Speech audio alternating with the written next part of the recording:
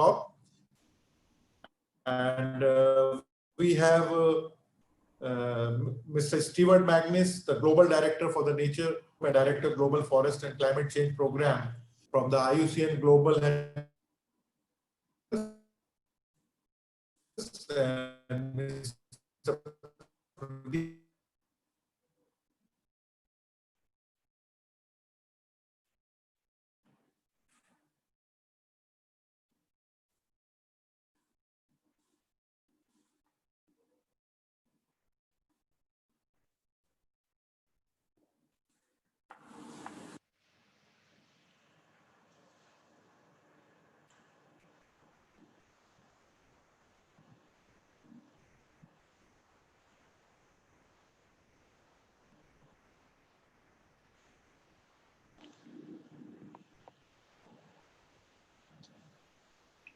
Vivek, we cannot hear you.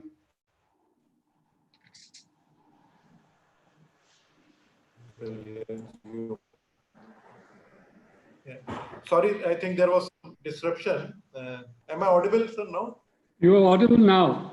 We lost you for about 2-3 minutes in between. Yes, we lost you in between. Yeah. In between, there was some connectivity, I think, fluctuating. Today, there is some problem. So I was just briefing about the today's eminent panelists. We will have a video message from Shri Prakash Javadekar, Minister Environment, Forest and Climate Change, who is also presently President of the United Nations Convention to Combat Desertification. We have Mr. Stewart Maginnis, Global Director, Nature-Based Solutions Group and Director, Global Forest and Climate Change Program from the IUCN Global Headquarters. Mr. Pradeep Monga, Deputy Executive Secretary, United Nations. Hello. Hello. Yeah. We are also having galaxy of other eminent ambassadors like Ms. Mirza. She will also be joining. She is the UN Environment Goodwill Ambassador and United Nations Secretary General Advocate for Sustainable Development Goals. Mr. Ricky Cage, United Nations Convention to Combat Desertification Land Ambassador and also UNICEF Celebrity Supporter. So we have a very strong support from Ministry Environment, Forest and Climate Change. Mr. Jigmet, he is also Joint Secretary and UNCCD focal point. He will be joining. We have Mr. Siddarth Sharma, he is a Group Chief Sustainability Officer, Tata Sons. Then Mr. Rathore, Chief Policy Advisor from the International Center for Integrated Mountain Development. Mr. Lokesh Jaiswal, PCCF Telangana. Mr. Deepak Kumar Singh, he is the Principal Secretary Forest, Government of Bihar. So welcome, Deepak. And Mr. Rajiv Kumar Garg from the PCCF UP will be joining in between. So once again, I welcome everyone. And also today, as we know, that is the global media campaign of the IUCN Bonn Challenge Landscape Restoration Initiative. So before proceeding further, I will just very briefly update you about the IUCN, though everyone must be knowing the IUCN, but the background is that IUCN was set up in 1948, just after the World War II. It is the largest environmental conservation network. And it is unique in the sense that it is a hybrid organization in which the national governments are also members, civil society organizations are also members, and institutions are also members. And this network globally presently stands for more than 1,400 members that include various national governments also, and also more than 15,000 IUCN Commission members. IUCN has a commission system in which the knowledge products are created through these commission members, and they are experts, researchers, and one of the key knowledge products by which IUCN is known is that the red listing of the species. And we have 6 commissions: Species Survival Commission, Commission on Environmental Law, and like this. In India, this network stands for more than 40 members of the IUCN and more than 1,100 IUCN Commission members. And in its journey of more than 70 years, IUCN has played a very vital, important role in shaping the global conservation agenda, which I will be showing in a very brief video. And IUCN is also having an observer status with the UN General Assembly. Importance is that different nations speak of their national interests confined to the respective geographic boundaries, but the voice of the environment that is common to everyone, that is raised by the UN representative, IUCN representative at the UN General Assembly, so that discussion leads to various type of actions at the global, regional, and local level for setting the conservation agenda and initiatives. So just before taking further, let me show you a very brief, short documentary that will capture the IUCN's journey from 1948 until now.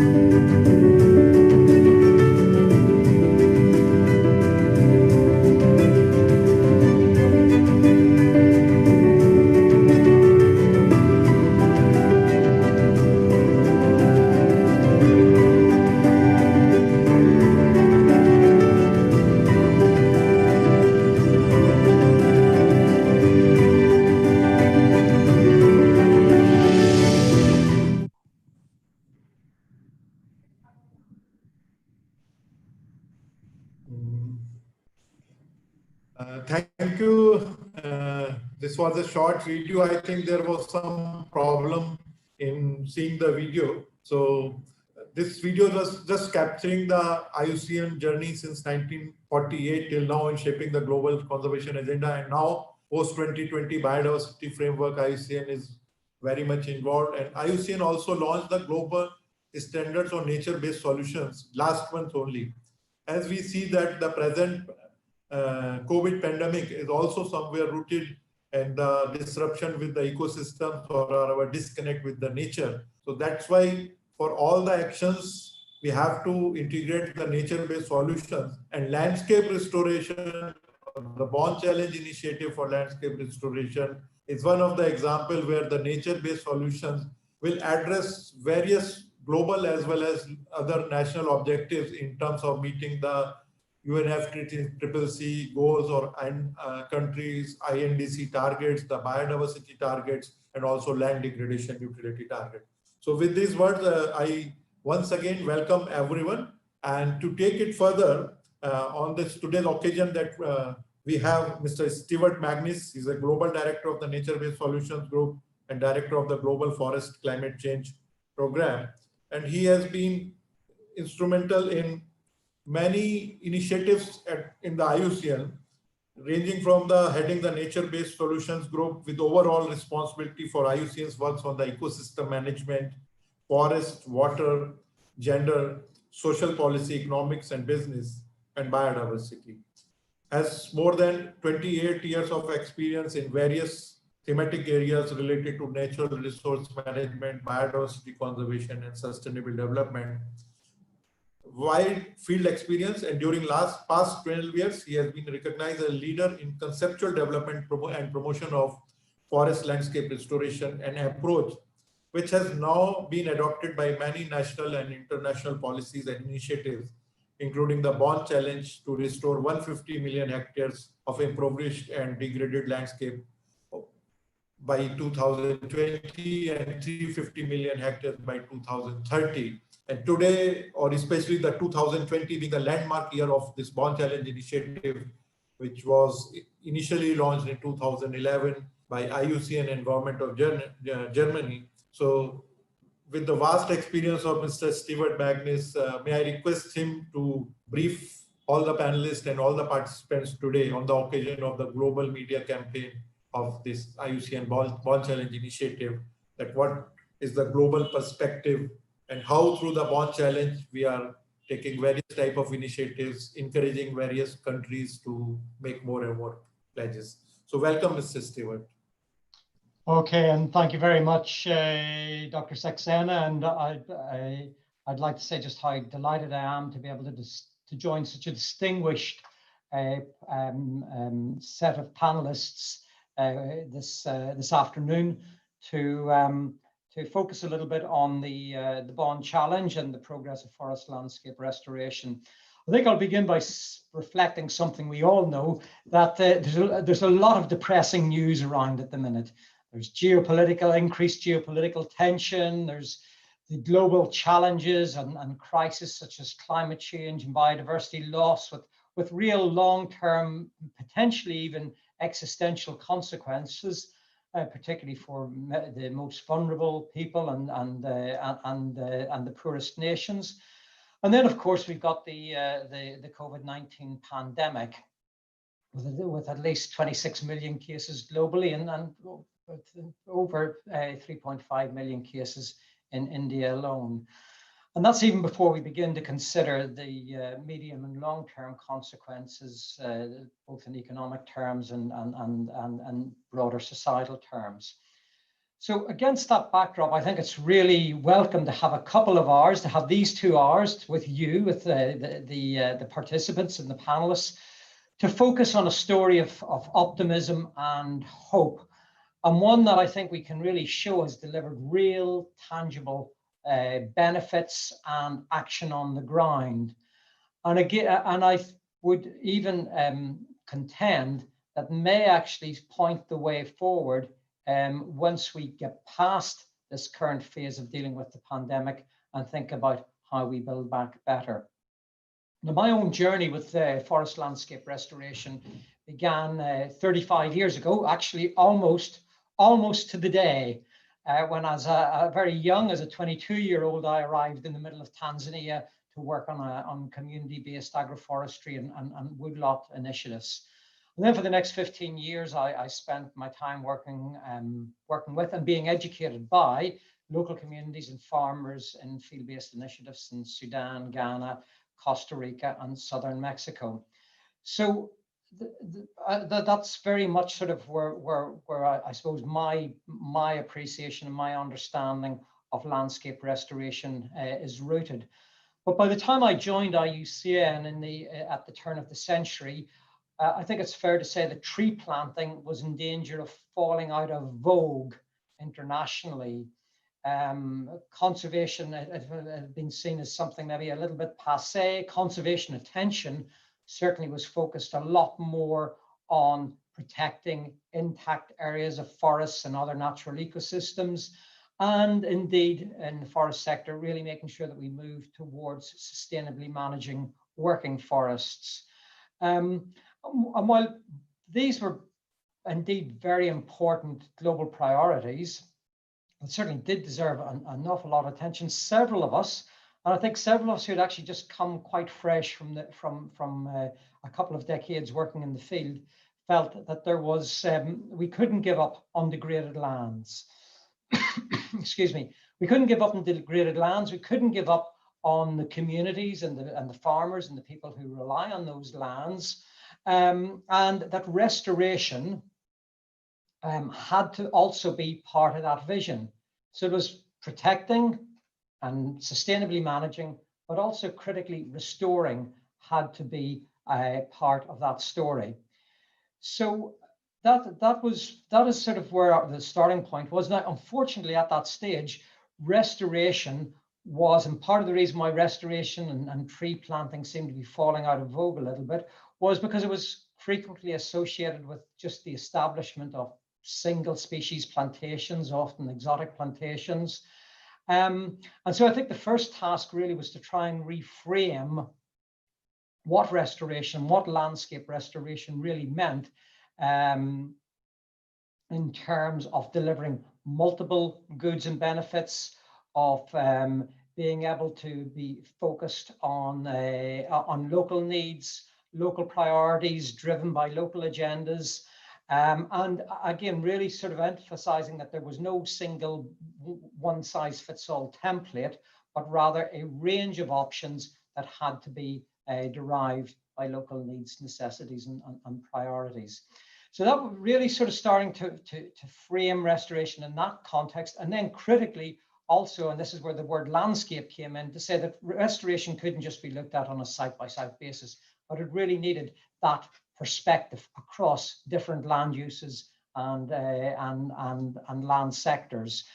And that really, I think, was where the concept of forest landscape restoration was born. I like to think that forest landscape restoration was really born in the field, and that the reframing of our understanding of what tree planting and restoration meant was really based on direct observation and experience on how forest and trees integrated with and delivered multiple benefits across a range of different land use and land use practices and land systems. And I would say that that field-based lesson learning can still be seen in the FLR principles that guide the Bonn Challenge. And just very quickly, I'll highlight what those are. First of all, the importance of focus on the landscape, being able to look across different land uses, being able to integrate restoration activities on both agricultural land and forest land. The importance, and I've mentioned this already, the importance of being able to tailor the restoration activities to the local context and making sure that it is demand responsive. Restoring multiple functionality and for multiple benefits rather than just focusing on a single good or a single service. The importance of adaptive management, because we are in this for the long term. There will economies change, the different there's different demographic changes, and we need to be able to accommodate those and work with those, and that requires adaptive management. There was also the sixth principle is really the need to maintain and enhance natural ecosystems. So we can't just restore on one side and destroy on the other. We need to ensure that as we're restoring, we're also safeguarding and protecting the remaining natural ecosystems. And finally, and critically importantly, that we engage with stakeholders and with key stakeholders right through the restoration process, from the planning and identification of needs to the implementation and over the longer term and adaptive management. So just to maybe sort of to conclude this first part of the framing, forest landscape restoration and indeed the Bonn Challenge is clearly much more than just tree planting. It's about an ambition to transform degraded landscapes and actually support and enhance the livelihoods of individuals and farmers and communities who actually live there, with the aim of not just having a single one-size-fits-all approach, but a range of approaches that deliver a whole basket of benefits, ranging from food security to job creation to climate mitigation and adaptation, etc. I'd also say that the forest landscape restoration, and Dr. Saxena has highlighted this already, is the first purpose-built nature-based solution that has been effectively implemented globally. And we've now got well over 20 years experience of doing this methodically. And as Dr. Saxena also mentioned, we've now launched a nature-based solution standard, which I would say has been informed quite heavily by our experience of forest landscape restoration and the Bonn Challenge, among other initiatives. So I'll just, for over the next couple of minutes, I'd just like to give you a little update status on where we are. The Bonn Challenge, as you will know, was launched in 2011, and as it was set as a global goal at an event hosted by the government of Germany and IUCN. It was a purely voluntary mechanism. It's not underpinned by any international convention or agreement, but it was designed very much to complement and support actions in pursuit of international agreements as well. The original target was 150 million hectares set in 2011. And the idea would be that by this year, 150 million hectares would be under the process of forest landscape restoration. And that's important because obviously restoration takes time. So the idea was to get the commitments, start to get the action in place and see if we could achieve a target of 150 million hectares. Now, I'll admit, I thought at that time, oh my goodness, that's quite a lot. Will we be able to achieve it? 3 years later, then, the ambition was increased to 350 million hectares by 2030. And again, I thought, oh my goodness, how are we ever going to achieve that? There's ambition, and it's good to be ambitious, but maybe this is just being a little bit over ambitious to the point of crazy. But I think where we are now, where we are today, is we have more than 210 million hectares pledged from 74 different from countries and subnational entities and a couple of private sector.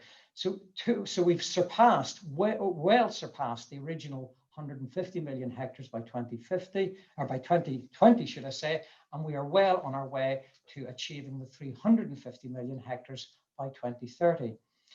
As I mentioned, these are voluntary pledges. 61 come from countries, 8 come from subnational entities, and 5 from other associations of non-government and private sector. India, I will highlight, has made the largest overall pledge. A total of 21 million hectares, 13 million hectares by 2020, and an additional 8 million hectares by 2030. There's also, as I mentioned, also the other thing is it's not just countries that are doing this, but it's also subnational entities, and we've got and private sector and other associations. And one of the important things, of course, pledges are nice, pledges are great, but they've got to result in action on the ground. That's why we're all here. And so I think one of the initiatives that IUCN established, actually at the request of several governments, was to put in place what we called a barometer. And we called it a barometer deliberately because it's not a strict compliance mechanism. It's about actually tracking the progress, seeing what way things are moving, being able to inform governments of how progress is developing. And so we put in place a barometer, which really sort of identified not only the hectares on the ground, but also where the success factors going in place, whether there were policies, domestic budgets, the capacity building, whether that was being put in place, and then also looking at the benefits of restoration as well. Obviously, not just in terms of hectares, but also in terms of carbon sequestration, jobs created, biodiversity benefits, etc. And I'm really pleased to say that what we know now is not only do we have 210 million hectares pledged, but of those hectares pledged from a subsample, from a sizable subsample that we have tested, we can reckon that about 56% of those pledges have already been turned into real action on the ground. So we're really starting to see that this is really building momentum, that governments are changing policies, putting laws in place, putting incentive programs in place, and we're really seeing work really taking root. Indeed, in a couple of countries, they've actually surpassed their original pledge.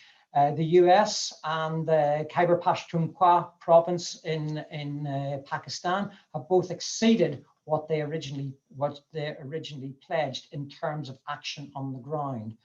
And now, actually, very soon we will have over the next course of next year, we'll be working with 40 countries to really assess progress and with the barometer, and we'll be reporting that in the middle of next year, subject obviously to the limitations of COVID-19. So just in conclusion, then I think I'd just like to highlight I talked about initially focusing on optimism and success and a good news story, and I think that's what we really have here.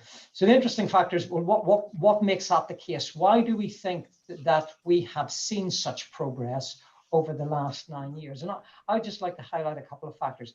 Number one, I think is absolutely critical, is national and local ownership. There was no country, no community was compelled to do this. They did this because it responded to demands and needs that were nationally defined. There was a great emphasis placed on engagement of the relevant stakeholders, whoever that is and wherever that was, be it Indigenous peoples, be it local communities, be it women's groups, be it private sector, really making sure that the right players were engaged to work that through and to really help move that forward, and that their needs were being reflected in the plans. I think the other thing that we did, and this is where I'm very proud of my colleagues in IUCN, such as Dr. Saxena, because I think IUCN really tried to work with governments and work with its members and its state members, such as the Government of India, to put in place a series of sound technical tools and approaches, such as the Restoration Opportunities Assessment method, to really identify where the best bets lay in terms of restoration. And also, as I mentioned before, the barometer to be able to track and report and learn from progress that's underway. So in conclusion, looking forward, I think, today, this anniversary of the launch of the Bonn Challenge, is a significant event.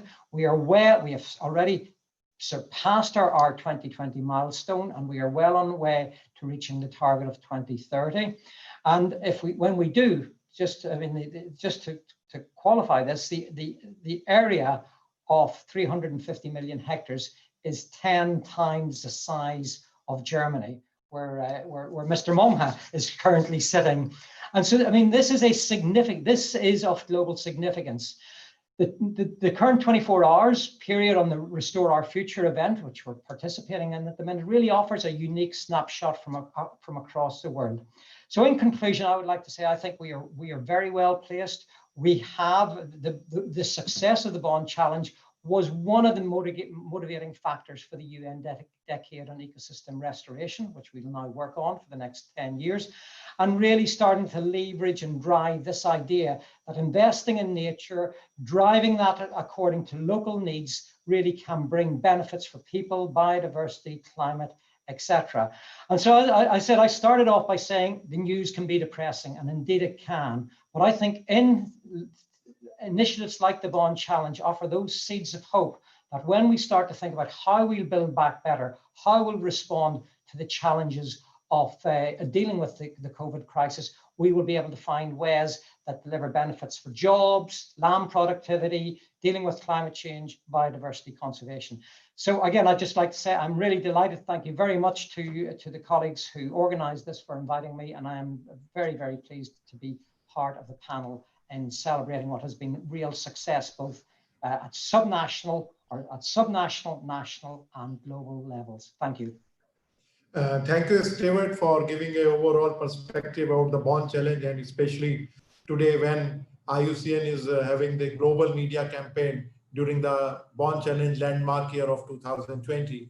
And meanwhile, we have been also joined by Mr. Ricky Cage, UNCCD Land Ambassador and also Grammy Award winner, and also by Mr. Jigmet Takpa. He is a Joint Secretary and UNCCD Focal Point. Hi, Ricky.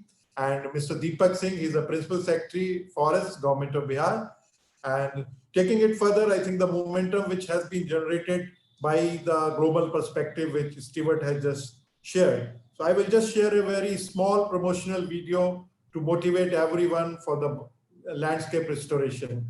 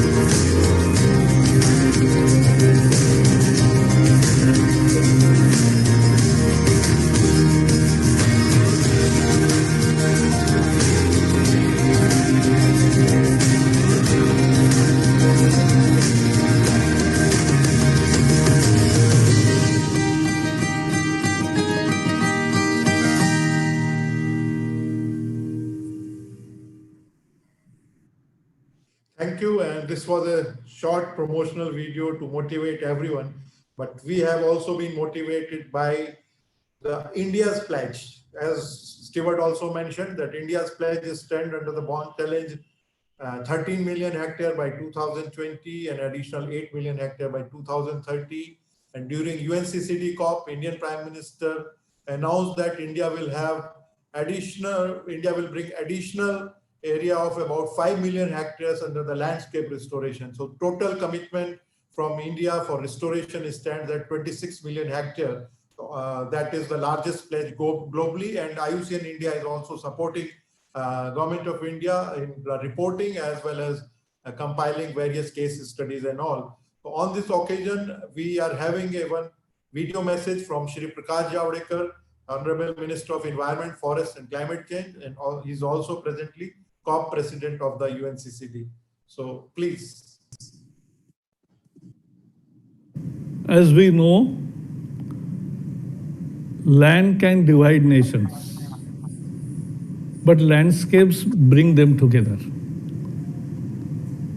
We experience this every day. In Sundarban, the most eco-sensitive zone, one of the most eco-sensitive zones of the world, is shared by two countries, Bangladesh and India. And we manage it jointly on many fronts. So I congratulate IUCN for organizing a webinar series to bring together various experts, practitioners, and media people to champion the cause of landscape restoration. As you know, India was president of, and we hosted 14th COP on land degradation. Restoring the land is a very important and has become more important in present day crisis,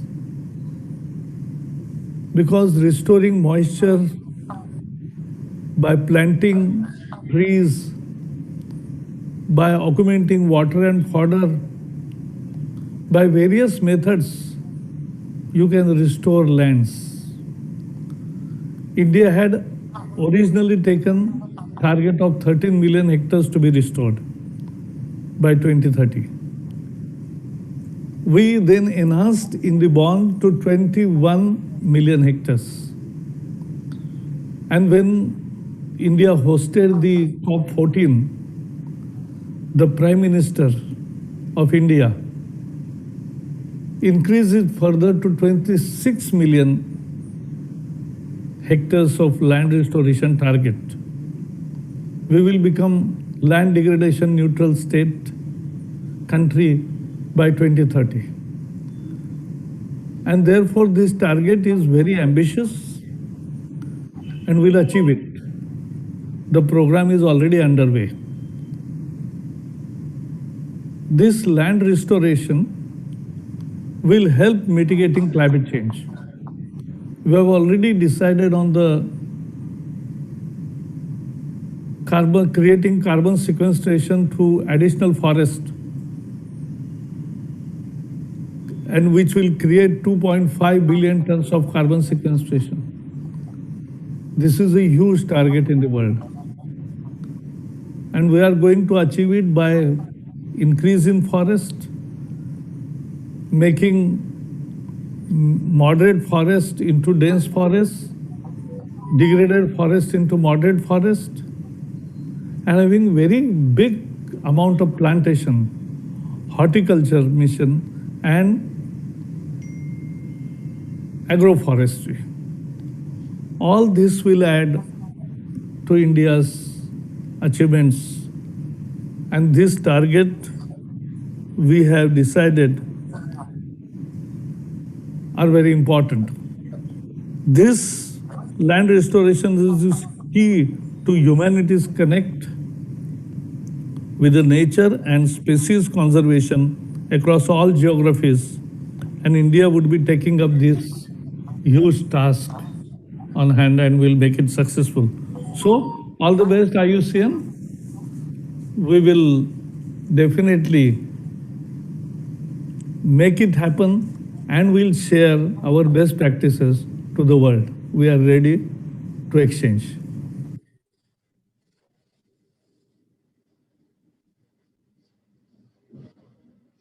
So, thank you very much. This was the message from Shri Prakash Javadekar, Minister Environment, Forest and Climate Change, with the pledge and commitment that we will make it happen. So now may I request Mr. Pradeep Monga, Deputy Executive Secretary of the United Nations Convention to Combat Desertification, and he has been supporting the cause of land degradation utility. So Mr. Pradeep Monga, he will be talking about the UNCCD initiative for land restoration and linkages to Bonn challenge and land degradation utility targets. May I give a very brief introduction of Mr. Pradeep Monga, that as Deputy Executive Secretary at UNCCD, he provides strategic support to the convention that links environment and development to sustainable land management and contributes to the global efforts to reverse and prevent desertification and land degradation. Prior to joining UNCCD, Mr. Monga worked in various positions in UNIDO, UNDP, and Government of India. So welcome, Mr. Monga. Thank you very much, Vivek, once again for inviting me to address this very important webinar and join August panelists here. I could see a lot of champions, land champions here, especially Ricky, our land ambassador from UNCCD side, and of course, Mr. Jigmet Takpa, who's our focal point in Ministry of Environment, Forest and Climate Change, Government of India. Colleagues, friends, let me begin by recalling the fact that exactly a year ago, in September 2019, India hosted UNCCD Conference of Parties, COP14, at Greater Noida premises, part of National Capital Region. It was a huge success. Huge success in terms of outcomes, huge success in terms of participation. And let me compliment Ministry of Environment, Forest and Climate Change, Government of India, for showing its leadership, commitment and vision to promote land restoration efforts through land degradation neutrality by 2030. And here, of course, I would like to compliment Mr. Jigmet Takpa, our UNCCD focal point, for taking the lead role right from the beginning till end. This year, 2020, was supposed to be the super year for many ways. And of course, we are going through a COVID-19 pandemic. So many things which we wanted to achieve or wanted to do have been postponed to next year. But nevertheless, I do believe it is a super year in many ways that shows our resilience, our commitment, and of course, efforts to move on, connecting land with nature, human with nature. And if 2020 is supposed to be one of the milestone year of the Bonn Challenge, and of course, IUCN is running a global campaign to promote this milestone. I would like to again compliment Vivek and his wonderful team, IUCN India, really for organizing this series of webinars to showcase India's initiative related to forest landscape restoration. I hope many speakers before me have already spoken, including Honorable Minister, that India has raised its ambition from 13 million to 21 million the Bonn Challenge, and now it is 26 million by 2030. And that shows, again, commitment at the highest level in India, really to promote what we call making this world land degradation neutral under SDG 15.3 by 2030. But again, like Honorable Minister mentioned, is also this efforts will support India's nationally determined contribution, NDC, under climate change commitments to achieve additional carbon sink of 2.5 to 3 billion tons. Now, when we talk about main drivers of land degradation in India and elsewhere, we are almost talking about the similar issues. We are talking about intensive agriculture practices, unplanned urbanization, land use changes, unsustainable patterns of production and consumption, recurring droughts, and of course, growing impacts of climate change. Of course, when we really look at COVID-19 crisis, which we hope will be under control by early next year or by end of this year, we are already talking about post-COVID world and what importance or significance it can have on building back better, like our Secretary General says. And that's where the countries and important initiatives India is taking can really help moving towards more green jobs, green energy, green technologies, and of course, green economies around the world. On India's commitment to achieve land degradation neutrality by 2030, we are also talking in a sense about protection and improvements in natural capital for economic development, enhanced food and water security, but also the quality, and of course, unlocking opportunities in terms of jobs, livelihoods, and incomes for rural vulnerable populations, and through sustainable value chains. And of course, maintenance of ecosystem services, functionalities for resilience, for natural disasters, cleaner air, richer biodiversity, of course, adaptation and mitigation under climate change. Let me also give you some thoughts from UNCCD perspective when we talk about overall framework to address land degradation by scaling up conservation and protecting forest landscapes. At the level of planning, we are talking about optimizing land management interventions through integrated land use planning for long-term social, economic, and environmental benefits. We want all these three pillars to go together: social, economic, and environmental. At the ground level, we are talking of achieving land degradation neutrality by avoiding, minimizing, and reversing land degradation. That means more than just setting restoration targets, we are also working towards elimination of drivers of land degradation, improving sustainable land management in coordination with national policies and global agreements. And that's where UNCCD comes in very strongly. When we talk about India, and when we say build back better in post-COVID world, we're also talking about moving towards more clean energy systems. Like we feel that moving towards more renewables, solar, wind, and other technologies are much better options than going back towards fossil fuels. We're also talking about promoting global solar farms on degraded lands in Gujarat, in Haryana, in Rajasthan, and of course, Madhya Pradesh. Just recently, I recall, and in Asia's one of the largest solar farm was inaugurated in Madhya Pradesh. And this becomes again a very good example.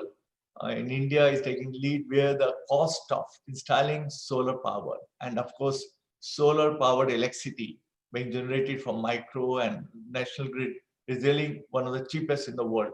But the most importantly, it is estimated that the way India is moving towards 100 gigawatt of solar systems by 2030 or earlier, it could generate as much as 1.6 million jobs for rural communities, even by 22, next 2 to 3 years itself. And of course, this number will increase as the year passing. So this is simply to showcase that linking land with multiple benefits of food, water, and energy can really come up with a lot of multiple and choices and opportunities for people of India. Farm-based solar energy microgrids, especially in remote areas, can really also help farmers to go for value chains at the local level. A good example can be reducing cost in water pumping and irrigation, as well as harvesting. We're talking about transportation, storage, and processing. Of course, energy independence also helps rural jobs and value addition at the local level. Business model of Madhya Pradesh Solar Park can demonstrate alternative income generation activities also for rural communities. There are also other significant opportunities for forest restoration in India where the local communities are empowered. I'm very happy to mention here, and I was going through Forest Rights Acts of 2006, where Gujarat, Maharashtra, and many other states, Chhattisgarh, Jharkhand, Odisha, with significant population that depend on forest produce follow the suit on community rights program over forest in the past few years. And this is a very good example where I feel the ownership of land tenureship can really play a very important role. Rights and land tenureship for the local communities together, of course, forest conservation going hand in hand.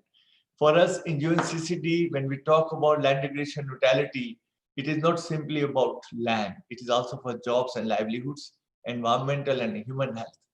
COVID-19 has very clearly mentioned, brought out very clearly for all of us that human health and nature must be always linked.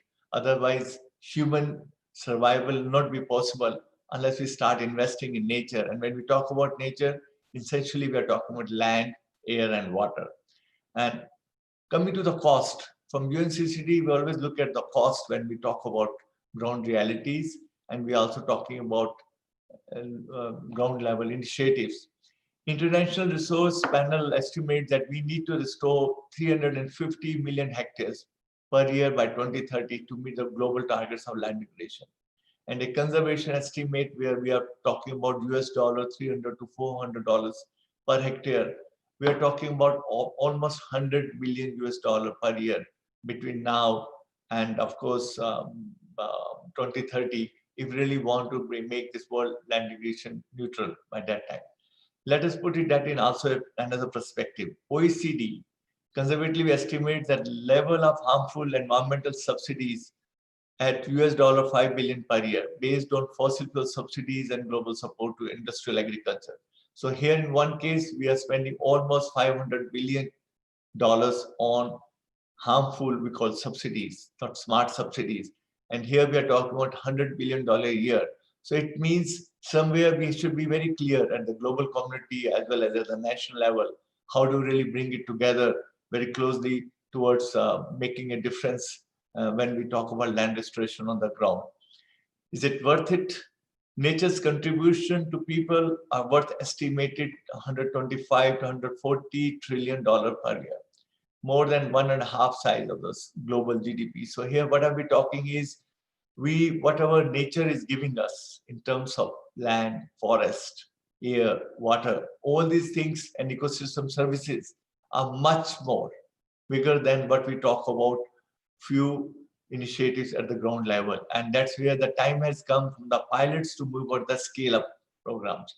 And here, when we talk about India, we are talking about restoring 26 million hectares between now and 2030. And I believe if you really look at the cost of that, we are talking about almost $1 billion a year between now and 2030. And I'm sure that Ministry of Environment, Forest and Climate Change is taking the lead role along with other partner agencies and departments. But we do believe that given the fragmentation of land agenda at the ground level, state level and national level, we need more of integrated approaches, integrated national policies, where we can bring in land restoration more closely with other national development priorities and planning processes. And here, I feel one area emerging very, very clearly is public-private partnerships. And I do believe the time has come where private sector must be given much more, you can say, proactive role in restoring the lands as we are happening in the rest of the world. And I do believe as a part of CSR, corporate social responsibility, as well as investment options as a business model, private sector can play a very increasing role in between now and 2030 in achieving this 26 million hectares of restored land for India. And it can be a game changer for India so far as food security is concerned, water conservation is concerned, of course, coming up with the renewable energy systems. India Legacy Program, which is under development, and I'm sure Mr. Jigmet Takpa will speak about it when he gives his intervention, can be also a game changer. We are talking about pilots, projects, programs, not at 1 million, 2 million, or 30 million, 100 million. We are talking about 450 million, $500 million programs for few 3 or 4 states, or we are talking about when entire country, it can be replicated in many ways. So I do believe that time has come for India to move into the scale of investment in land restoration. And where land has been restored, it has to make it more productive. And then also linking to sustainable production and consumption, you can say patterns, that will really make India on a very progressive pathways in achieving its all SDGs. Let me conclude. Given the size of India, which is almost 2.4% of the global land area and 18% population, it makes a lot of practical sense. It makes a lot of policy sense. And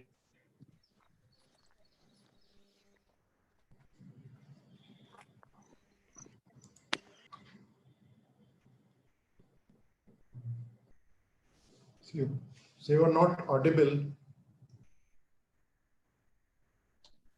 I was not audible at all. Yeah, no, you were just no in between, sir. So thank you for your sharing your thoughts. Sorry, I mean, there was some the global. Yeah, last minute, just 1 minute. And sir, we are now joined by Miss Dia Mirza. So welcome to Dia Mirza ji. And she is an actor, producer, UN Environment Goodwill Ambassador and United Nations Secretary General Advocate for Sustainable Development Goals. And your support for this Bonn challenge, cause of land degradation, even during last year when India hosted the UNCCD COP, has been tremendous. And certainly during today's global media campaign, your message and your motivation to all the audience at the national as well as global level will have a lot of impact in meeting these challenges, especially when during the COVID time, when we have learned that we have to ensure our connect with the nature, care for the nature. So I would like to request you to briefly update that what do you perceive that what are the biggest challenges in meeting the nature conservation, and what should be our approach towards the nature conservation? And as an UN Environment Goodwill Ambassador and SDG advocate, what are in your views can be done to achieve the Bonn Challenge commitments? So Ms. Dia Mirza, please. Thank you so much for having me and giving me the opportunity to speak to and engage with so many distinguished people who have joined today as speakers, not just in India, but the world over. I was listening in, and so much of what was said is something that we've all heard again and again. It is impossible to perceive progress, opportunity, health, and of course, achieving the Sustainable Development Goals without understanding that fundamentally all human lives are interlinked with nature. And until and unless each and every one of us understands this fully and understands the role that we play at an individual level in establishing this relationship that is unfortunately broken with nature, there is no way we will be able to build back better. Because the fact of the matter is, wherever we see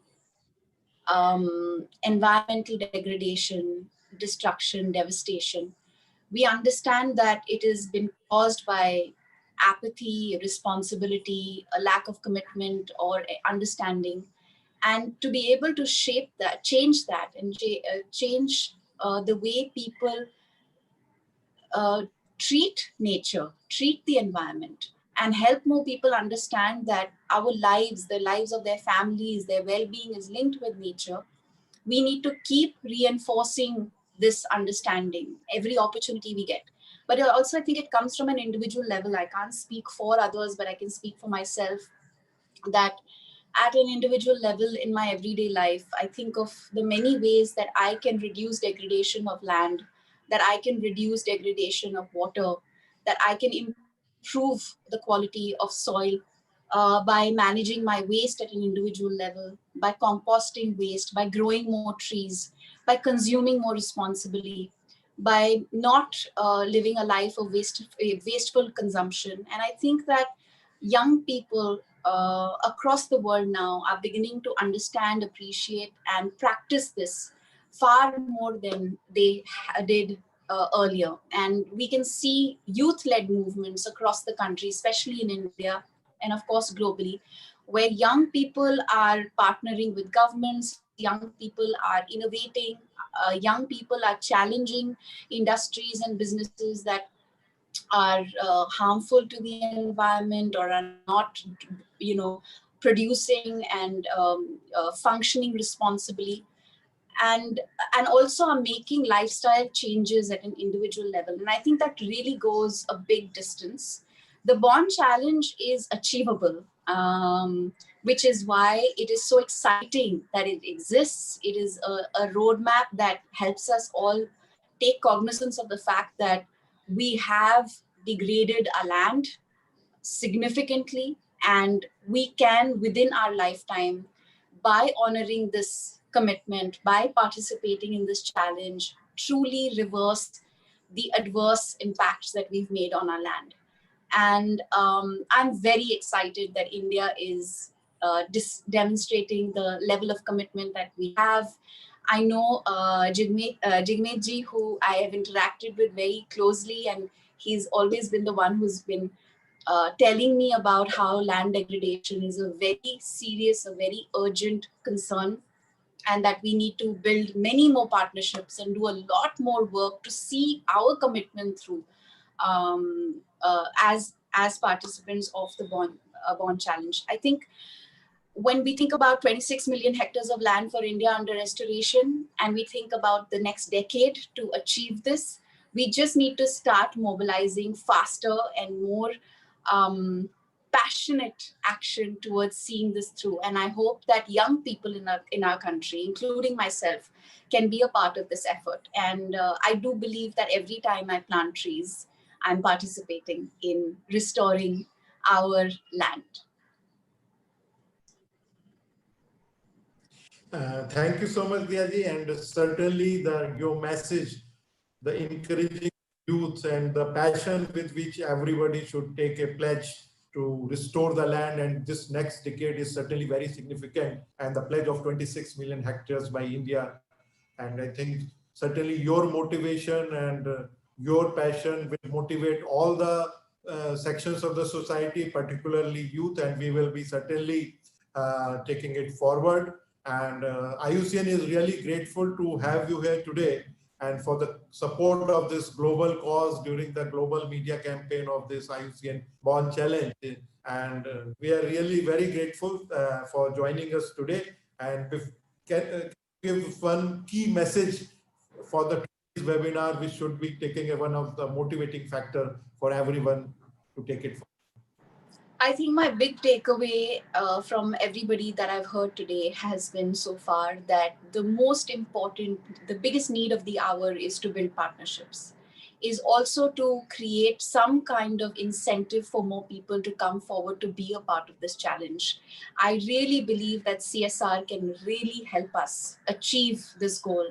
And I do know that there are very many young people across the country who would love to grow more trees and do more work in land restoration. So if there is some kind of policy framework that can be established that can encourage and invite young people from across the country where they have identified land areas that they can grow trees, adopt those trees, see them through their entire lifespan, I think that would be a wonderful achievement and help us all achieve this goal collectively. Thank you so much, Diyaji, for your encouraging words, and certainly we will be looking for your continuous guidance and support for making this, for ensuring that this pledge during this coming decade, we are able to see that we achieve not only this pledge and even beyond that.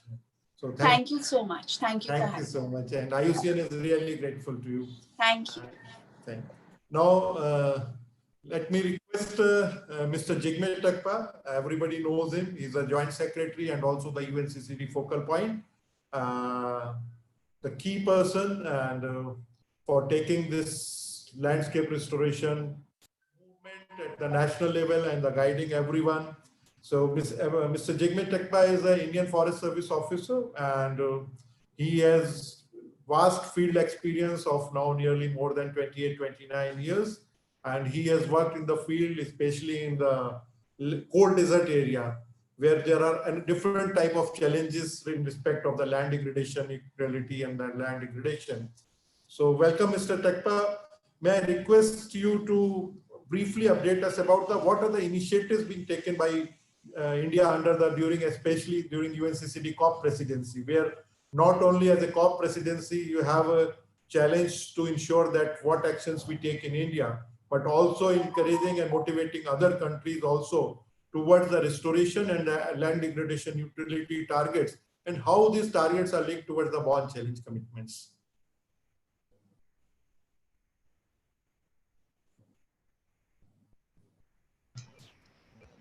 Thank you, Vivek, Saxena, especially for inviting me for today's the first decade, of your IUCN pledged to land restoration, and I really commend IUCN team that you have such a small, very energetic and enthusiastic team. And we have found that you have been very, very active, especially in the terms of all the initiatives of the Rio Convention, whether it is climate change. Can you hear? Yeah, okay. So whether it is climate change or biodiversity or the land degradation, you are in the forefront. So I really compliment the IUCN team in India and the IUCN Secretariat in Germany, and they have been doing extremely good work. And especially there are so many international conventions and so many UN convention for restoration, for combating climate change, or for the biodiversity conservation. So, but one thing I have seen, especially among all, that IUCN has been doing extremely well. Maybe because the name that you have termed, it is, in other things, when there's a convention, you met a country to commit, everybody steps back. You don't want to commit anything. So, and during the COP 21 in Paris, it was asked a voluntary commitment. So many people came in front and that voluntarily committed for climate change mitigation targets. So during the time, IUCN and the government of Germany, they have come with a very innovative word, a challenge. You are ready to challenge yourself. You are ready to challenge a commitment to the world, commitment to restore the degraded forest and biodiversity and land. So every country jumped and said, okay, we are going to come up with so much of challenge, and we will ready to face it, and we will ready to restore that much of land. So though it is not very, very big in terms of the total degradation. So total degradation around the world is more than about 2 billion hectares, and out of which 350 is still a big challenge for the world. Now, during the G20 summit, everybody is saying that, the challenge should be about 1 billion hectares of land. So that should be the challenge sort of thing, but that also contributes to Bonn challenge, that is 350 by 2030. So India has taken a lot of steps, lot of commitments, and India is in the forefront. As everybody has said, I don't want to reiterate the numbers, but it is 21 million hectare, the Bonn challenge. Honorable Prime Minister Shri Narendra Modi has enhanced the ambition to 26 million hectares. But another thing is that that is a land degradation neutrality. By the time it is 2030, so many lands will be already degrading more than what we have. At present in India, it is 96.4 million hectares. It is degraded land. So by 2030, it will come to about 100 million land which will be degraded. So in the process of recovering the degrading land or to bring it neutral, so will be 4 million hectare will be more degraded. So though it is not announced, but internally we need to go up to 30 million hectare will be restored. That is not announced. It is not official. I just want to technically, for India, it is 26 million hectares of land restoration, and for neutrality, we need to even go for more, 4 million more. So it comes to about 30 million. I don't want to announce as a country, but the thing is that internally, once we are going for land degradation neutrality, we have, by the time you achieve neutrality, you must have degraded 4 million hectares as business as usual. By the time you have to get the neutrality, 4 million hectare will be additional one. So that is the thing. Though India is highly committed, and Honorable Prime Minister has committed not only that India will be achieving this target, but India will be helping other nations, especially under the South-South cooperation. India is going to establish a center of excellence in ICFRA, Indian Council for Forestry Research and Education. There will be establishing a center of excellence where we will be exchanging and sharing our best practices, knowledge about land degradation neutrality, the land degradation science, and combating desertification, drought, biodiversity loss, climate change mitigation, adaptation, all these techniques, all this science and knowledge that India has gathered, and all the space technology that we have. So India is willing to share with the rest of the world. So that was the commitment made by the Honorable Prime Minister of Government of India at that point of time. So now we have a division in this Ministry of Environment, Forest and Climate Change, which is called Desertification Cell. In that cell, now it is a very small group of officers and scientists. So we are working to map out all the land in India, each and every land of India, every inch of land in India, at the level of national level, at the level of a state, at the level of a district, and we are going to the level of a village, and we are going to see which are the land which is getting degraded. We are going to see the various drivers of degradation for each and every land, and we will be coming up with the various programs. We have already mapped all the schemes that Government of India has at the national level, at the level of a state, as well as level of a district. All these schemes are being mapped, so that now it is not only the mandate of Ministry of Environment and Forest, it is the mandate of the whole country.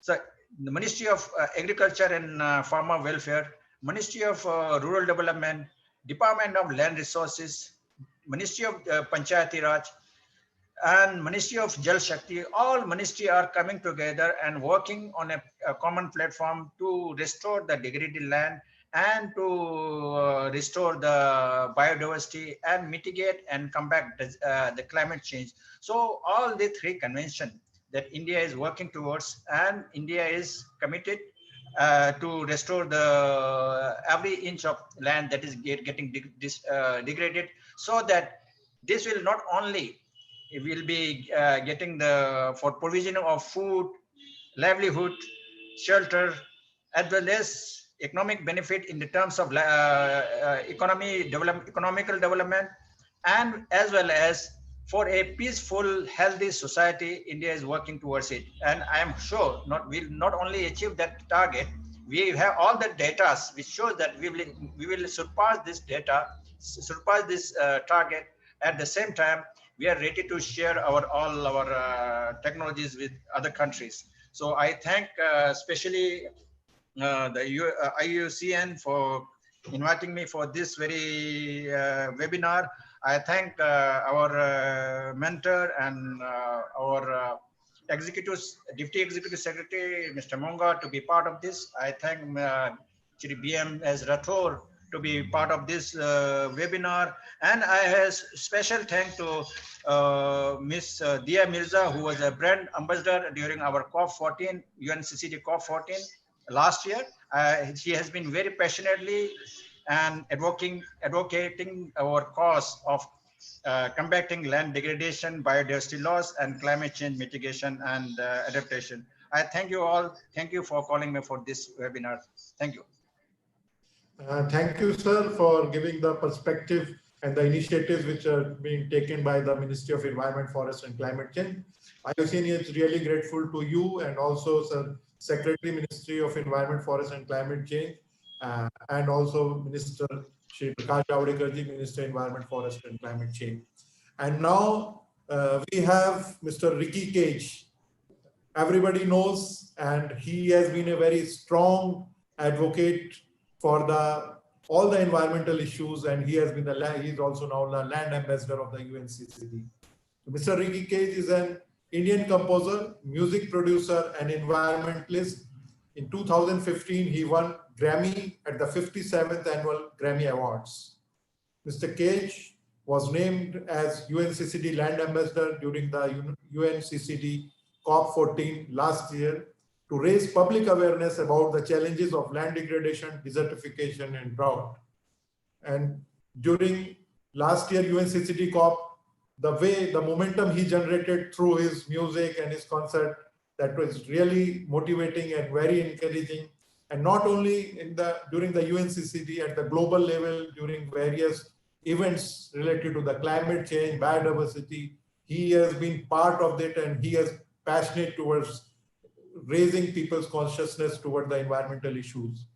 He is also UNICEF India Celebrity Supporter, UNESCO MGIEP Global Ambassador for Kindness, and he is also an Indian ambassador for the Earth Day Network.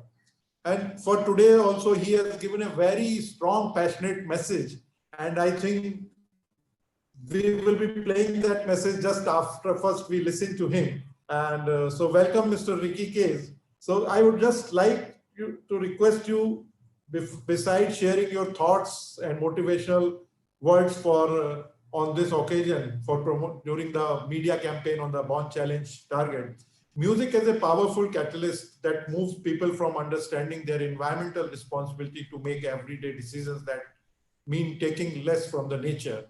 So based on your passion towards the music as well as towards the passion towards the environmental issues, how do you ensure, or what steps or what do you recommend on this occasion today to take it further? Thank you so much, Mr. Vivek, and it's hello everyone, namaste. It's a huge honor for me to speak at this webinar with such great people and so many familiar faces over here. So good to see all of you. Of course, Mr. Pradeep, Monga, always an honor to be on the same platform. And Mr. Jigmet, love your new hairstyle, pandemic hairstyle. So first of all, I congratulate the IUCN for globally supporting and promoting the forest landscape restoration approach and pretty much surpassing the 150 million hectares commitment mark. And of course, I've seen quite closely how passionately the IUCN India has been working towards this goal and all the wonderful work that they've been doing. Now, if I may introduce myself again, I'm Ricky, I'm a musician, I'm an environmentalist, and I've dedicated my life and all of my music towards making music on sustainability and raising awareness on various social causes related to sustainability. And last year I had the privilege to perform, as was mentioned, at the United Nations Convention to Combat Desertification Conference of Parties, that is the COP14, and I learned so much over there. And I was also appointed as the UNCCD Land Ambassador. So I got the opportunity to spend a lot of time with Mr. Vivek Saxena and his wonderful IUCN team. And also I spent more time with Mr. Vivek Saxena at the CMS Vatavaran Film Festival, where I was a member of their jury. Now, as we all know, almost 30% of India's land area is undergoing degradation. The process needs to be reversed because degraded land loses the ability to support plant life, cannot provide ecosystem services such as management of water systems, storage of carbon dioxide, and tackling land degradation could improve the livelihoods of 60% of India's population that depends on agriculture and related activities. So it's obvious that we need to preserve our ecosystems, because if we take care of nature, nature will take care of us. And now all of us on this planet, not just us in this room, but everybody, all of us on this planet know about the ecological problems that we are facing. Everybody knows about deforestation, climate change, species extinction. We keep reading about forest fires on a daily basis. But in my opinion, the biggest threat to our environment, the biggest threat to us as a human species, is the constant thought that we have that somebody else will make a difference. We're always waiting for governments to make a difference, for intergovernmental bodies, for NGOs, for corporations, for leaders to make a difference, when the truth is that we ourselves need to make a difference through behavioral change in our own lives. Now, just as Mahatma Gandhi has said so many years ago that we need to be the change that we want to see. I mean, that is so relevant in today's times, especially with what is happening with the environment. And with everybody being aware of all these issues that we face on the planet, as I mentioned, that is threatening our very survival, the golden question is always, how do we convert all this awareness that everybody has into action? How do we bring about behavioral change in every single individual? And my answer has always been the same, that it is through art, and especially through the emotional language of music. Now, music is not just a powerful language to communicate a message to the end listener, but it is also a very powerful medium to retain that message deep into the consciousness of a listener. Now, songs that we learn during our childhood are songs that we never forget. The morals that we learn through those songs or those nursery rhymes in our childhood are morals that dictate our lives and our life decisions forever. And we always remember those morals. Now, even big brands like FMCG brands and all these other brands like Google, Microsoft, Levi's, Lee, Airtel, Vodafone, Hindustan Levers, Toyota, detergents, soaps, all of them use songs in their television and radio commercials to have a much stronger effect on the audiences and to sell their product, because they're always trying to sell something and they use music to sell these products. Every country has got a national anthem. and it brings about solidarity among its citizens. You know, as soon as we listen to the first few notes of our national anthem, we immediately feel proud to be Indian citizens or citizens of any other country when we hear the respective national anthems. And that is the power of music. Now, in keeping all of this in mind, and the fact that I am a musician and an environmentalist, I decided to dedicate all of my life and all of my music to the environment. So now every single piece of music that I make is about making this world a better place in my own small way. And you'll never see me making pop music or filmy music or love songs. The only kind of music that I make is about the environment and sustainability. Now, in doing this, I take two approaches. Now, what I call a ground-up approach and what I call a top-down approach. Now, the top-down approach, by definition, as we know what it is, it's where I perform to world leaders, to industry leaders, to political leaders in intimate gatherings where I reach out to them very emotionally through music and encourage them to use their immense power and let sustainability be a part of their narrative. So I've performed 3 times now at the United Nations headquarters in New York and in Geneva, numerous times to Fortune 500 companies, to conference of parties like the COP14, as we discussed. And then we have the ground-up approach where I reach out to thousands and thousands of people through my concerts, where I try to empower each and every individual in the audience to believe that they themselves are capable of making a huge difference by just bringing about incremental change in their own lives. That's all they need to do. They don't need to change the world. They just need to make incremental changes within their own lives.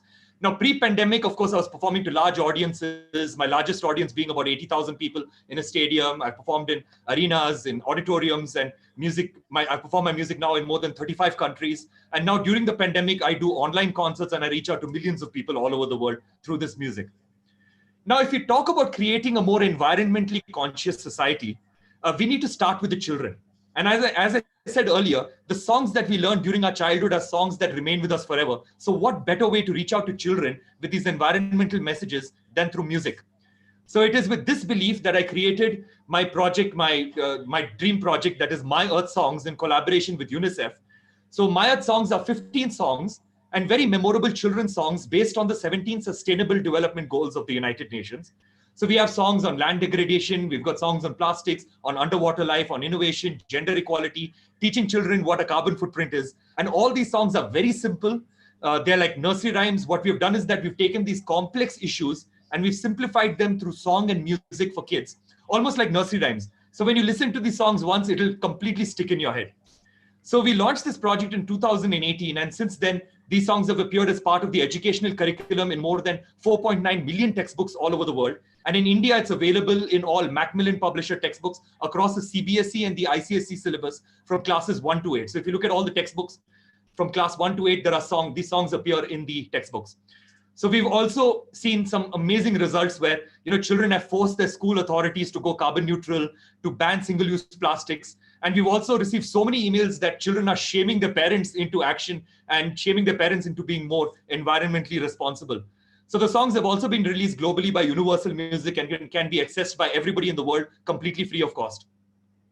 Now, when it comes to climate change, land degradation, everybody used to say that no one is capable of behavioral change. No one will start consuming less. People will always want to drive in their cars. People will always want to fly in planes. It's impossible for governments to come up with rules and legislation that goes against the economy. Well, if this pandemic has taught us anything, it is that if people believe that there is clear and imminent danger to their own lives and to the people they love, then they are capable of massive behavioral change. And governments too will do their very best to protect the lives of their citizens by thinking of safety first and then of economy.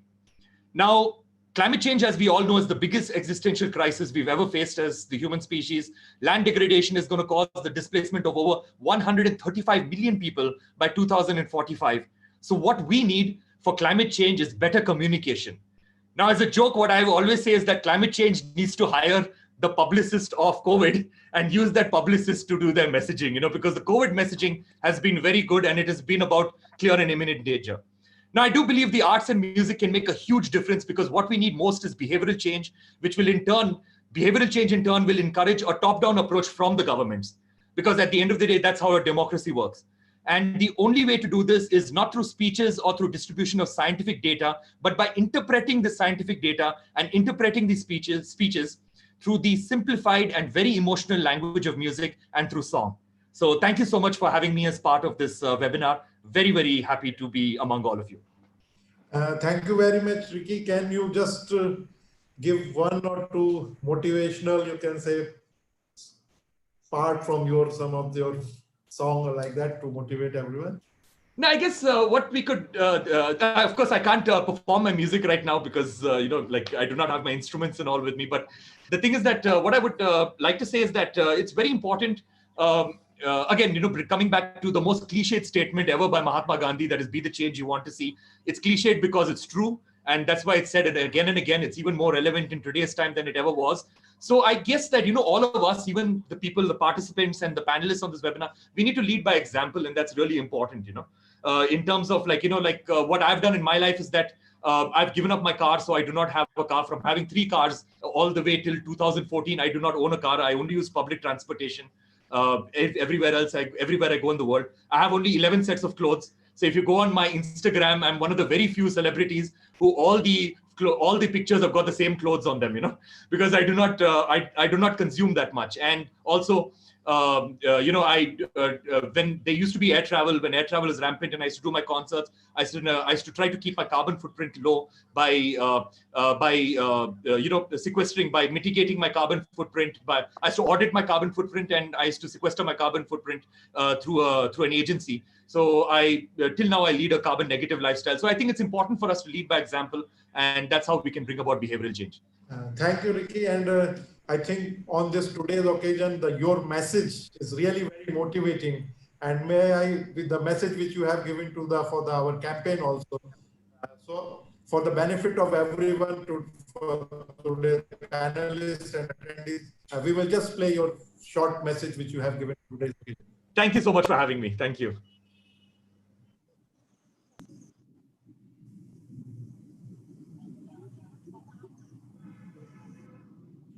Hello everyone, Namaste. I'm music composer Ricky Cage, and on the first milestone year of the Bonn Challenge 2020, I congratulate IUCN for globally supporting and promoting the forest landscape restoration approach and surpassing the 150 million hectares commitment mark. Now, this approach is not just about maximizing tree cover. It's about restoring a whole landscape to meet present and future needs for forest goods and environmental services. Now, degraded land produces less food, stores less water and carbon, harbors less wildlife than healthy land, which has direct and dire consequences for the well-being of at least 3.2 billion people, as well as numerous wildlife species.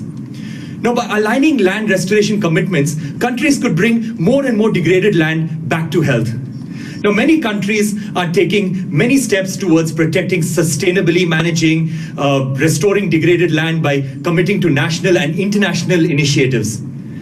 As 2020 also marks the completion of the first year of India's presidency for the United Nations Convention to Combat Desertification, that is the UNCCD, the Conference of Parties, that is the COP14, it gives me a special sense of pride to see how IUCN India has been working to compile and showcase encouraging success stories of restoration from all over the country, giving us all hope that yes, we can fulfill our commitment to bring back nature for our own well-being. Now, forest landscape restoration and the Bonn Challenge have the potential to help our governments deliver on their promises that have been made to our constituencies, like jobs, clean water, food security, resilience towards climate change. Now, together, we can achieve the Bonn Challenge. So thank you very much, Ricky. Together, we can achieve the Bonn Challenge. The message and motivation will take us forward. And thank you very much. And may I now request Mr. BMS Rathore. He is presently Chief Policy Advisor from the International Center for Integrated Mountain Development. And he is also well known. He was also the UNCCD focal point when he was Joint Secretary in the Ministry of Environment, Forest and Climate Change. And he has a vast experience as we are running short of time. So I will not give detailed introduction because everybody knows him. And Mr. Rathore, the floor is yours. Thank you very much, Vivek, for inviting me for this wonderful event which IUCN has lined up. I just want to really tell you that right now I am in a very natural landscape and something like walking the talk. So if you see, I just want to So this is the agro ecosystem right here, water harvesting here. You can see this. So Vivek, I think we have actually, I'm speaking right now from a very natural landscape, which where we have decided to actually live now and a year's time from now. So one thing is immediately what goes to our mind is this area has degraded areas as well in the forest area. If you see right there, and so am I audible? Can someone tell me that if I'm audible? Sir, there is some interruption in the voice between. Okay, let me just try and see if I get a good signal. Is it better now? It's better. Okay, Vivek. So Again, just sir. now coming. First of all, I wanted to tell you that again problem. Again problem, sir. Hello. Hello, sir.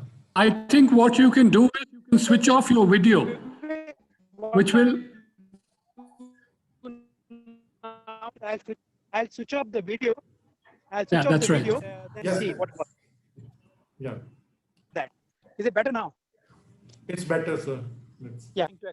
Yeah, I was trying to share in a landscape where I'm right now standing, and wanted to show you some of the feature of this landscape, which has a degraded forest area. It has agro ecosystem. It has a water body which we have just harvested the rainwater, and so what I was trying to say also, in 6 months from now, we would be actually devoting much more time to this landscape.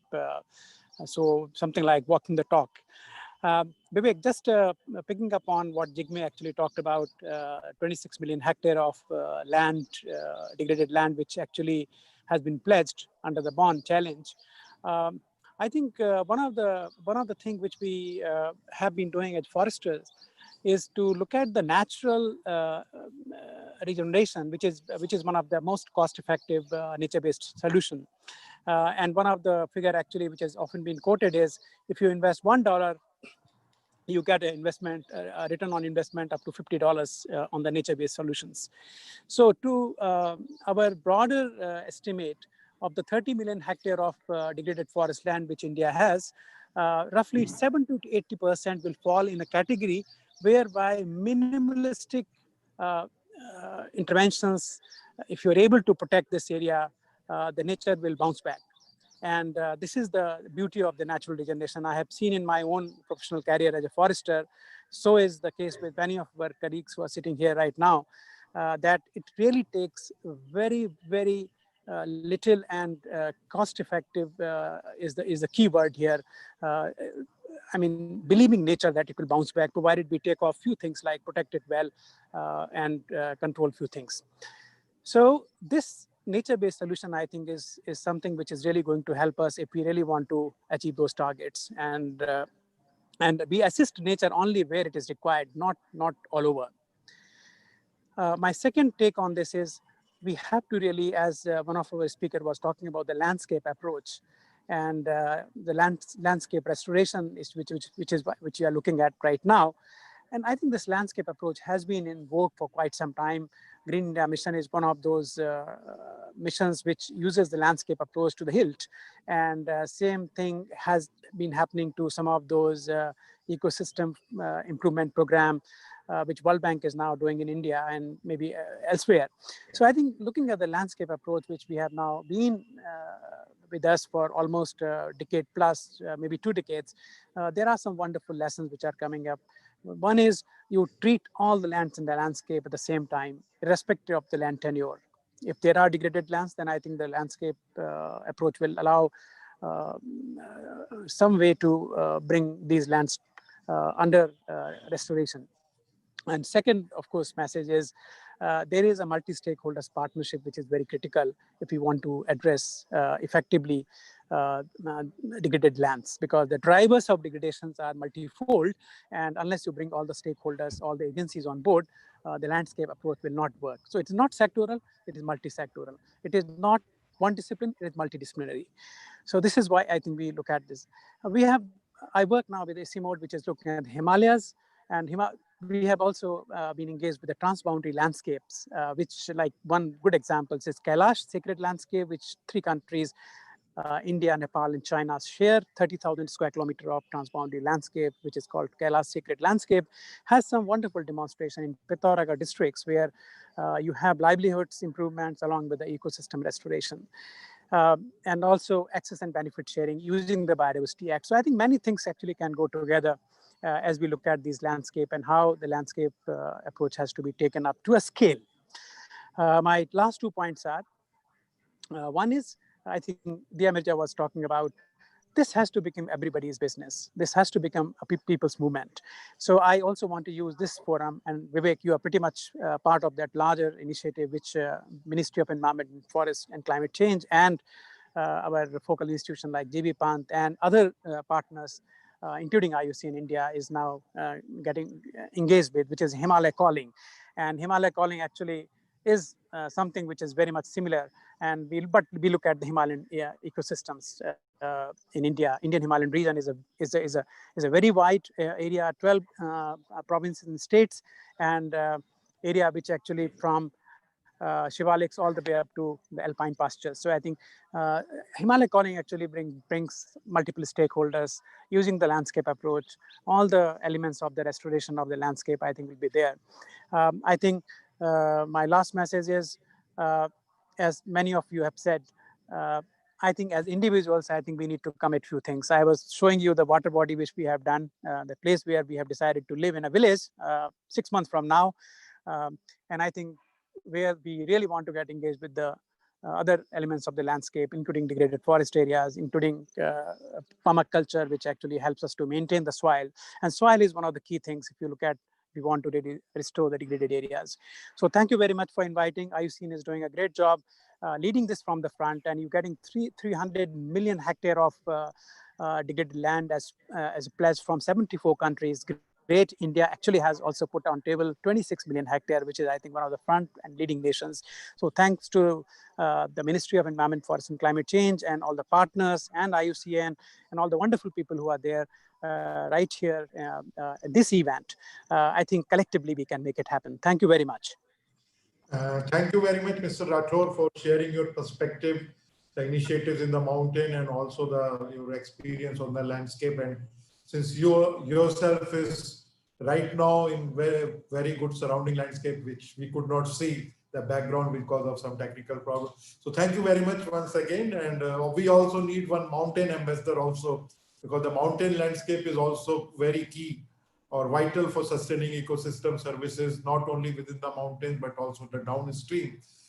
Now, taking it further, we have so far shared the views from the international perspective, and also from the various our ambassadors, Mr. Ricky Cage and Mirza, and from the UNCCD perspective, also from the government side. Now, let's see that what the corporate sector can support, because when we talk of the landscape restoration, the most of the businesses, they are dependent on the natural resources, and the sustainability of these natural resources is very vital, and there is a need to ensure that the biodiversity is conserved. And I'm very happy to have Mr. Siddarth Sharma, who is a Group Chief Sustainability Officer of Tata Sons. And Tata Group has taken a number of initiatives for not only for restoration, but also ensuring the biodiversity conservation. So Mr. Siddarth Sharma, he was appointed as a Group Chief Sustainability Officer of the Tata Sons. And before that, he has been a civil servant for more than 2 decades, starting his career with the Government of India and has served in various capacity, and he has handled very important assignments in key ministries, including Finance Ministry, and also with the President Secretariat of Finance Department, Urban Development, External Affairs. So welcome, Mr. Siddarth Sharma, and I would like you to share that as a corporate, what should be the corporate's responsibility towards this Bonn Challenge commitment and nature-based solutions or land degradation utility, and your group is taking what type of initiatives towards these challenges? Thank you, Vivek. Can you hear me?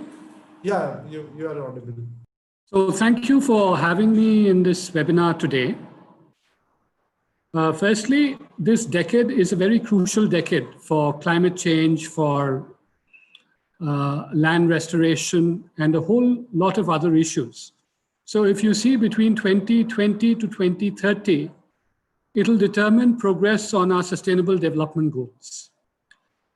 If we are to be consistent with the 1.5 degree to a 2 degree Celsius framework of carbon emissions by mid-century, we need to bring down our carbon emissions by about 20 gigatons per year. So the carbon emissions have to be 20 gigatons per year as compared to almost double, more than 2.5x at this point of time.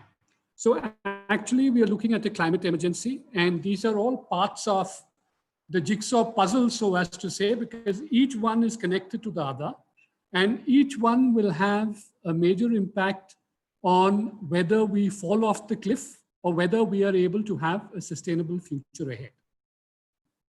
Now, insofar as the Tatas are concerned, we have always led from the front, and that started in 1868 when the group was founded. And elements of sustainable planning, sustainable development, environmental consciousness, caring for communities could be seen even in the manner in which Jamshedpur as a city was planned. There was a lot of afforestation, the entire city planning, town planning was geared towards ensuring the best practices. Now, when I say that, the Tatas are really outliers. So when I speak on behalf of the Tata Group, I am not really in that sense talking about corporate India, because I think there is a lot of catching up that corporate India has to do vis-a-vis the Tatas. We have always been leaders in the field. I'm very happy to tell you that just very recently, we are the first conglomerate in Asia to be ranked globally at number 13 in the GlobeScan Sustainability Leaders Survey. So this is the first time this has happened. We used to figure in the Asia Pacific rankings, and it's for the first time that we have figured in the international rankings, and we have come in at number 13. No other Asian corporation, forget an Indian corporation, has done anything of this kind.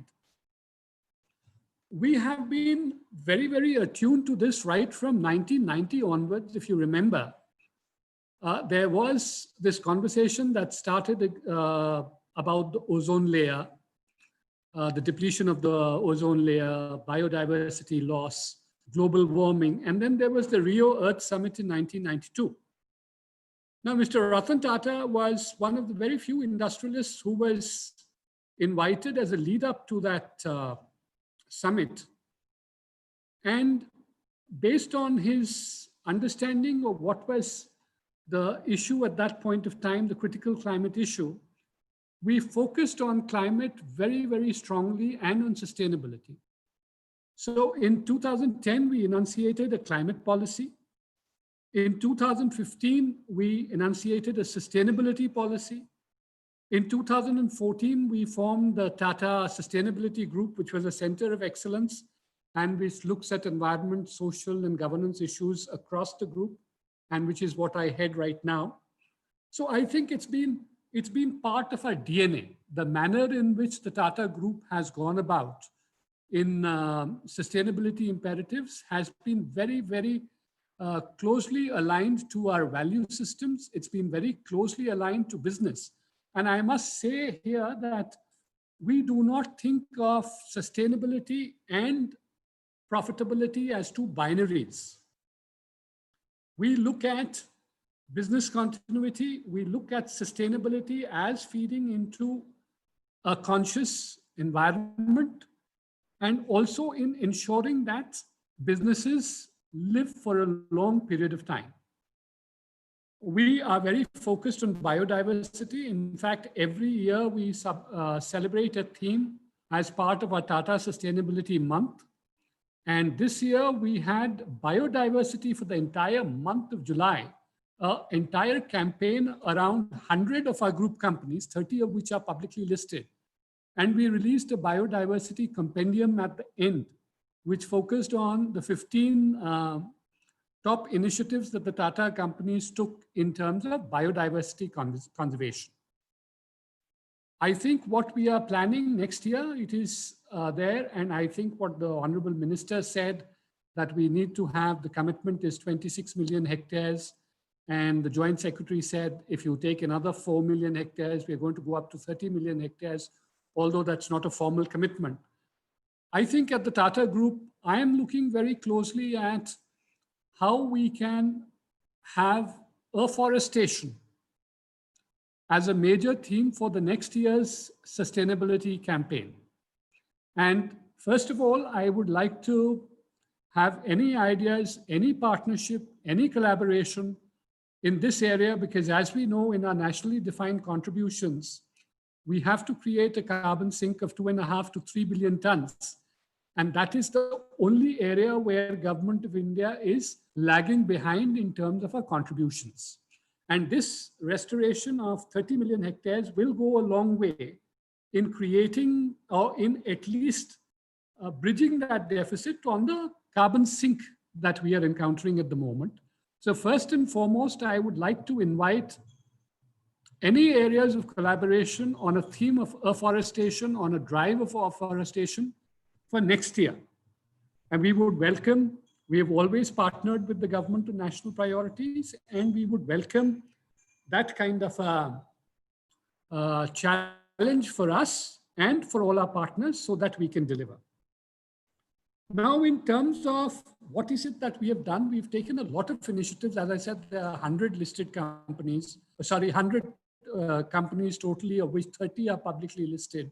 And each one of them has sustainability as the DNA. So in this restricted period of time, I cannot, of course, take you through all the initiatives, but I can give you a broad overview, an illustrative list of some of the work done by the Tata company. So as you know, Lonavala is a global biodiversity hotspot. It's been recognized as a global biodiversity hotspot in the Western Ghats. And with growing development, industrialization, more footfalls, there was a lot of pressure on Lonavala, on the lakes, on the flora and fauna around there. And therefore, since 1970, Tata Power has been very, very focused on restoration of the flora, fauna, and the general ecosystem in Lonavala. The company targeted to achieve a minimum of 33% of forest cover in all our project sites through plantation of native trees by villagers. A total of 400 hectares was afforested by native species such as Saraka, Asoka, Terminalia bellerica, and Terminalia cebula. Nurseries and native saplings were also raised with the assistance of local communities. There were special efforts made to ensure protection of the endangered golden mahasir fish in local lakes and rivers, and an artificial hatchery was set up. And awareness campaigns were organized. So this is what Tata Power did as part of ensuring a restoration of the natural ecosystem around Lonavala. Tata Chemicals, and I think you have associated with Tata Chemicals in their plants at Meterpur. What they did was that they created a 150-acre open scrub forest reserve at Meterpur, which earlier used to be non-agricultural fallow land. And what has happened after their decision to do it is that the bird species strength, which used to be around 40 there, has gone up to 104, which includes 11 species of raptors, some of which are endangered, and reptiles.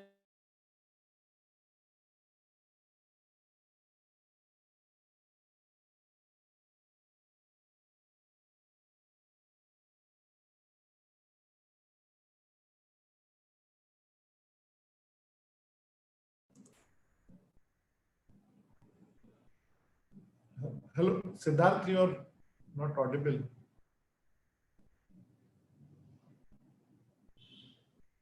Am I audible? Yes, sir. Okay, I think some technical problem. Huh? Yeah, yes, sir. Siddarth, can you listen us?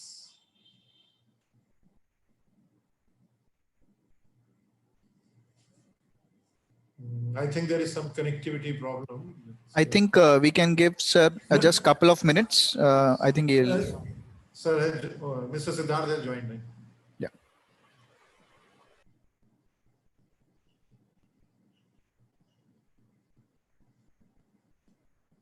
Yes, Mr. Siddarth, have you rejoined?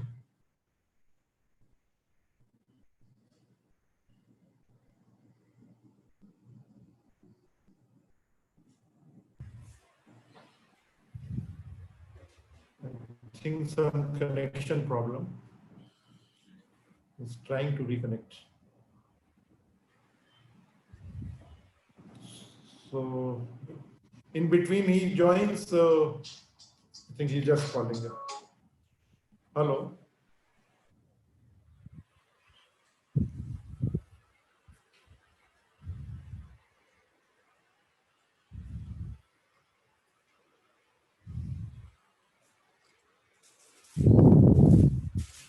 I think Mr. Siddarth has some Wi-Fi connectivity problem. So taking it further, now we have to listen the action on the ground, and the real action lies at the subnational level or the state level. So today, for the various initiatives which have been taking at the state level, we have a Principal Secretary from the Government of Bihar, Mr. Deepak Kumar Singh. He will be speaking about various initiatives at the ground level for landscape restoration with Government of Bihar is undertaking. Before he starts, we have also received a message from the Deputy Chief Minister of the Bihar that what initiatives Bihar is undertaking through afforestation and various initiatives. So let's first see the message from Deputy Chief Minister of Bihar, Mr. Sushil Modi ji.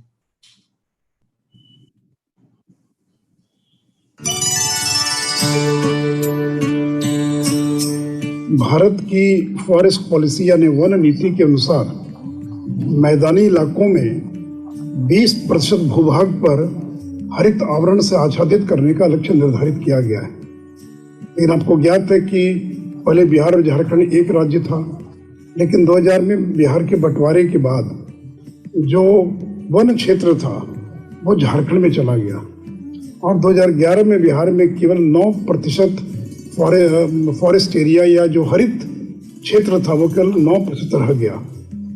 हमारी सरकार ने 2012 में हरियाली mission प्रारंभ करने का निर्णय लिया और उसका परिणाम है कि 2019 तक 23 करोड़ से ज़्यादा पौधे बिहार के अंदर लगाए गए।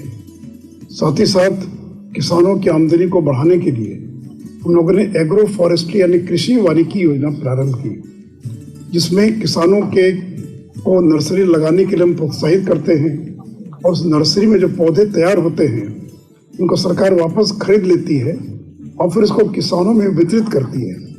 और ये जो एग्रो फॉरेस्ट्री के जो पौधे हैं ये मुख्य रूप से कास्ट आधारित उद्योगों में काम आते हैं, जैसे पॉपुलर का पौधा जिस पर आगे जाकर और प्लाईवुड या विनियर आदि का निर्माण किया जा सकता है।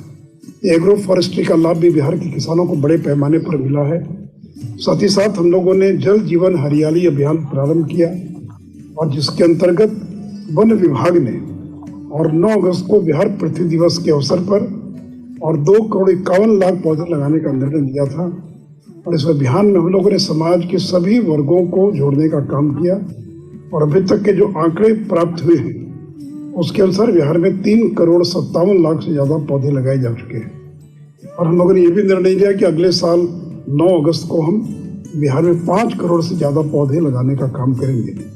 मुझे पूरी उम्मीद है कि यद्यपि वन क्षेत्र झारखंड में चला गया, लेकिन जो बचा हुआ बिहार का इलाका है वहाँ पर जो हरित आवरण है उसको हम ज़्यादा से ज़्यादा बढ़ाने का प्रयास करेंगे। पर्यावरण, वन एवं जलवायु परिवर्तन विभाग बिहार द्वारा जनहित में जारी। Thank you very much. And the message was that the initiatives for taking more and more action through afforestation in the Bihar state, and we just saw now. I welcome Mr. Deepak Kumar Singh, Principal Secretary, Forests, Government of Bihar. Mr. Deepak Kumar Singh is an IAS officer of 1992 batch of Bihar cadre, and he has handled several important portfolios in state government as well as central government. His important portfolios are being Principal Secretary in the Labor Resources Department and also CEO of the Bihar Skill Development Mission. And he is quite passionate for driving the environmental, forest and climate change issues. So let's welcome Mr. Deepak Kumar Singh and requesting him to share his initiatives for landscape restoration and addressing this land degradation. Thanks, Vivek. Am I audible?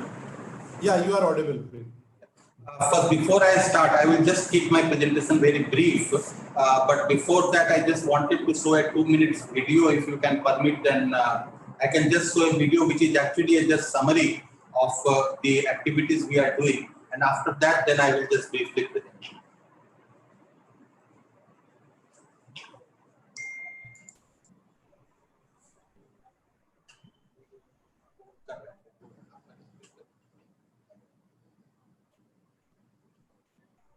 Vivek, if you can give me permission for sharing this video. Already giving. Oh, that has been done. I think you can share your screen.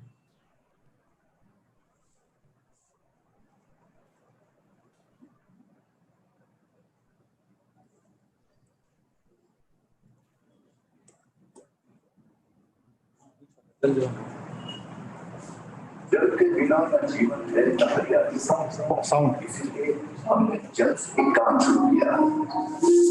गया का ब्रह्मयोगी जल इतना सूखा था कि आसपास के borewell भी सूख गए थे।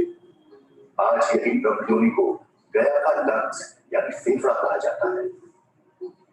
मानपुरा के सख्त और नंगे खरहरी पहाड़ 27 से भी ज्यादा प्रजाति के पेड़ हैं। पत्थर और मिट्टी से बने चेक डैम से फर्टाइल मिट्टी को रोककर यहाँ हरियाली बढ़ाई गई है। औरंगाबाद के कनबहरी पहाड़ को पथरीला और सूखा होने के कारण लोग उसे लाल पहाड़ करके बुलाते थे। आज वहाँ खसखस और न जाने कई और पेड़ लगाए गए हैं ताकि हरियाली के साथ लोगों को आमदनी मिले। मुंगेर का पथरीला खड़गपुर हिल आज घना वन बन चुका है।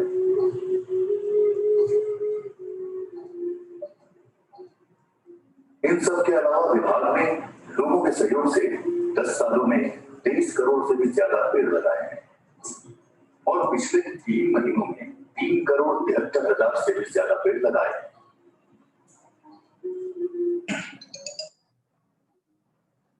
नदी के सहयोग से विभाग ने 68 लाख से भी ज्यादा पेड़ लगाए और 150 से ज्यादा नर्सरी की स्थापना की।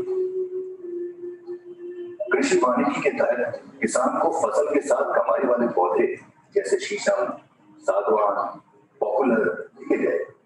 उन्होंने 19 लाख से भी ज्यादा पेड़ लगाए हैं। जब इतने सारे लोग हमारे साथ जुड़कर पौधा लगा रहे हैं तो जल और जीवन पीछे कैसे रह सकता है।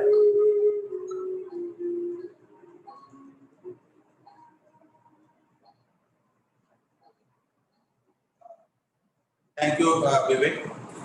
So this was just a brief, although of what we are doing. Bihar has a very small portion of recorded forest area, as our Deputy Chief Minister also told in his presentation. We just have 6,800 square kilometer of recorded forest area. That is around 0.7 million hectares, around 0.7 million hectares. So in Bihar, our priority was on the one hand, the restoration of the forest land in the recorded forest area, as well as increasing the forest cover outside the forest area, because that was how we could increase the green cover in the state. So the work has started in the direction of restoration of forest cover, mainly since 2012. And since 2012 till now, we have done soil and moisture conservation work the restoration of forest cover in an area of about 2 lakh hectares, that is 0.2 million hectares. We have done this work in last 10 years, and every year now we have increased that, and now we are trying to increase that target. But we have a limitation because, as I said, that we only have 0.7 million hectare forest area in the state. So our main strategy is to increase the forest cover or the green cover outside the recorded forest area. So that is we have taken various pronged strategies for that. The number one was to involve the farmers to increase plantation of land on their farmlands, and that is what also we have taken on a large scale since last 10 years. And as the Chief Minister has said, that we have planted around 23 crore, that is 230 million trees in last 10 years. This year we had targeted planting 2.51 crore, that is 25 million trees in 2 months of monsoon, starting from 5th June, the World Environment Day, to 9th August, which is celebrated in Bihar as Bihar Earth Day. And we crossed that target. Till now, we have planted around 3.73 crore, that is around 37.3 million trees in this, just in this 3 months of period. So in this, we have involved the various stakeholders. Number one was the farmers. The second, as was mentioned in the video which I just showed, the Jivika group. Jivika is a livelihood group, and in Bihar, there are around more than 1 lakh Jivika group, and they have a membership of around 1 crore, that is more than 10 million members are there in these livelihood groups. And we have involved them in plantation on their own land. So that is how this. Then the third thing was that we involved as many NGOs and voluntary organizations as we could in plantation outside the forest area. Then fourthly, we were talking about CSR. We also involved the big companies which have their establishments in Bihar, like the power sector companies of NTPC and Power Grid, as well as the oil sector companies of Indian Oil, and they also contributed towards plantation. And that is how we are trying to increase the plantation area and green coverage. And I would be happy to say that in Bihar, we have around 7.3% of the total geographical area as the recorded forest area. And at the same time, as far as the last survey which is done by FSI based on 2016-17 is concerned, we have 6.85% of geographical area outside the forest as forest cover. So that is a good sign and an indication of what we are trying to achieve by increasing the green cover in the state, by restoring the ecology, and by increasing the carbon sequestration in the state. So that is our main strategy, and we are going ahead with that strategy.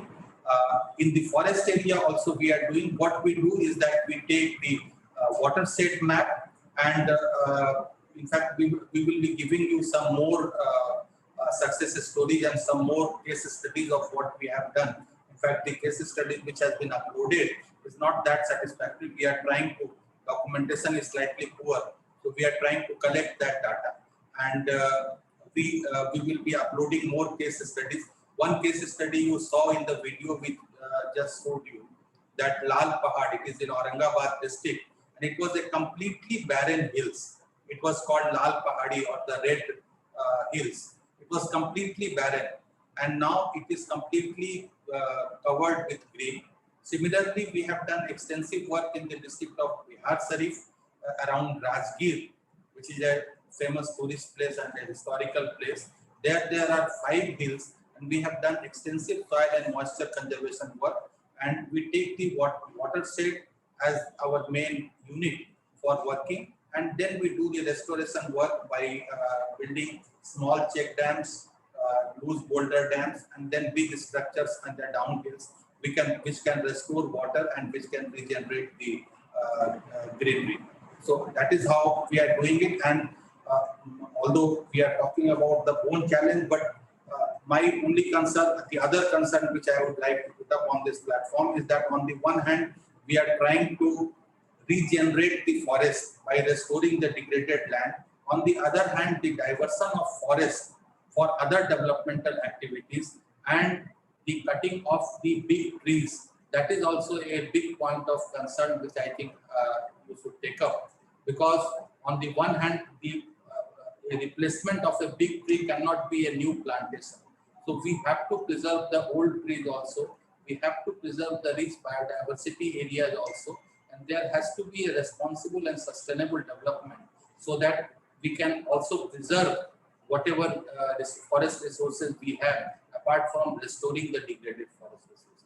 Thank you, Vivek. Thank you very much, Deepakji, and for sharing the initiatives with such a passion in Bihar, and I think new milestone and targets. And already we received one comment from Mr. Samir Sinha that Bihar is really doing very great work, amazing work being done in Bihar. So that is one of the compliment for Bihar, and as well as you, since you are guiding and leading the entire initiative. And now coming to another state, Telangana, another passionate officer, Shri Lokesh Jaiswal, is the Principal Chief Conservator of Forest, and he has taken a number of initiatives in Telangana state for landscape restoration, for meeting the Bonn challenge pledges. As we are running short of time, sir, the floor is yours, sir.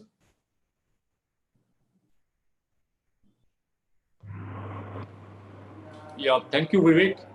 And good evening to all the panelists and all the participants. As told by Mr. Vivek, Telangana, in fact, came up after reorganization of the erstwhile Andhra Pradesh and in 2014. And our Chief Minister, Sri K.C. Chandrasekhar Rao, he wanted to have Telangana not only doing well on the economic development front, but also to have environmental concern together with it. And with that vision, in fact, he initiated the state flagship program called Telangana Ku Haita Haran, means you garland the Telangana with all greenery. And after a lot of discussion with all the stakeholders, it was decided to have almost 2.3 billion trees to be planted, both inside the forest area and also outside the forest area. And coming to the landscape, like the entire target was actually distributed among the natural landscape, that is the forest area, rural landscape, and the urban landscape. That is how the thing moved. And in fact, there has been a very strong political will right from beginning, with the lead taken by the Chief Minister himself, and ensuring that that political will is not only at the highest level, but even up to the village level, that is the Gram Panchayat level with sarpanches and all those things.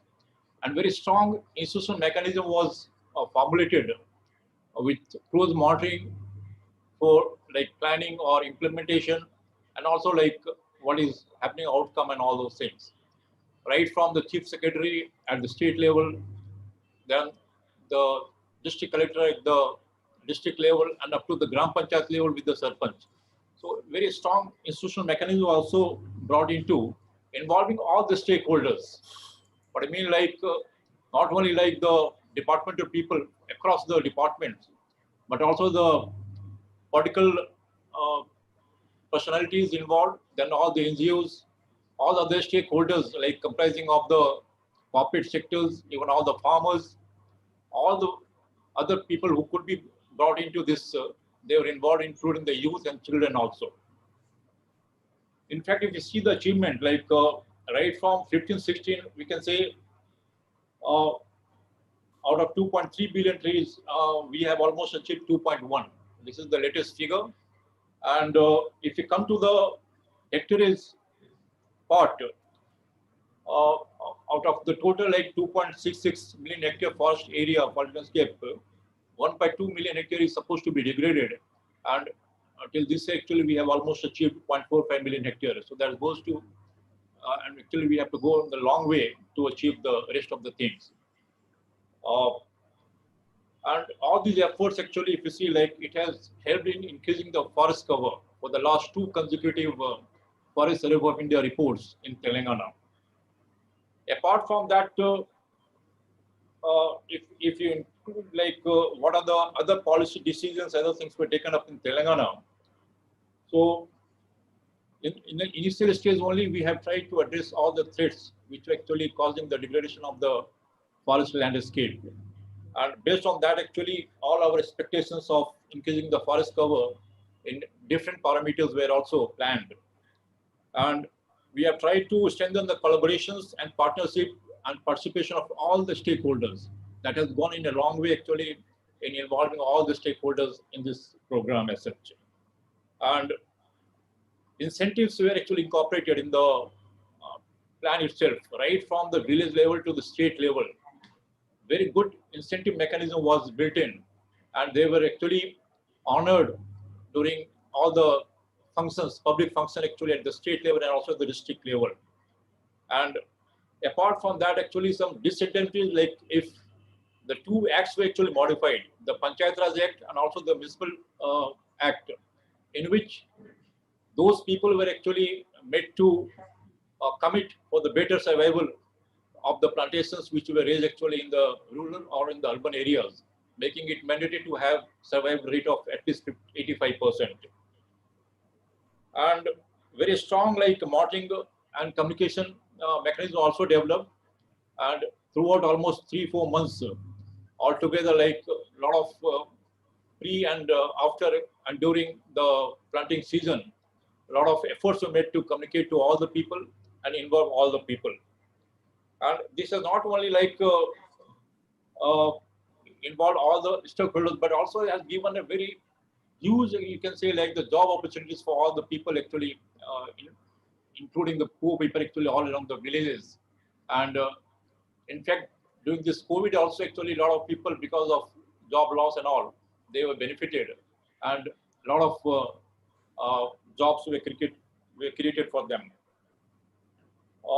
So I can say, like in Telangana, the efforts have been successful as far as the first landscape restoration is concerned, because of the strong political will, supported by the strong institutional mechanism and involvement and participation of all the stakeholders. And you can say the timely review and inputs, whether the technical or other inputs which is required to all the stakeholders. And this is what we have done, but there is a long way to go. Like we have just completed about 1/3 of our place of 1.2 million hectares to be restored.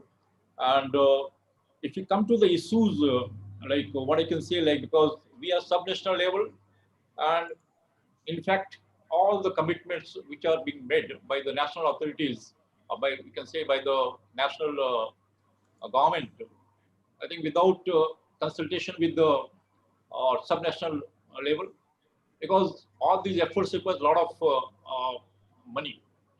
In fact, actually, we have done our exercise of doing all kind of forest interventions which is required, whether it is like protection of the forest, or doing the soil and moisture conservation works, or the fire protection, or the silviculture operations, and the major part of like planting activities of all kind of planting activities inside the forest area and outside.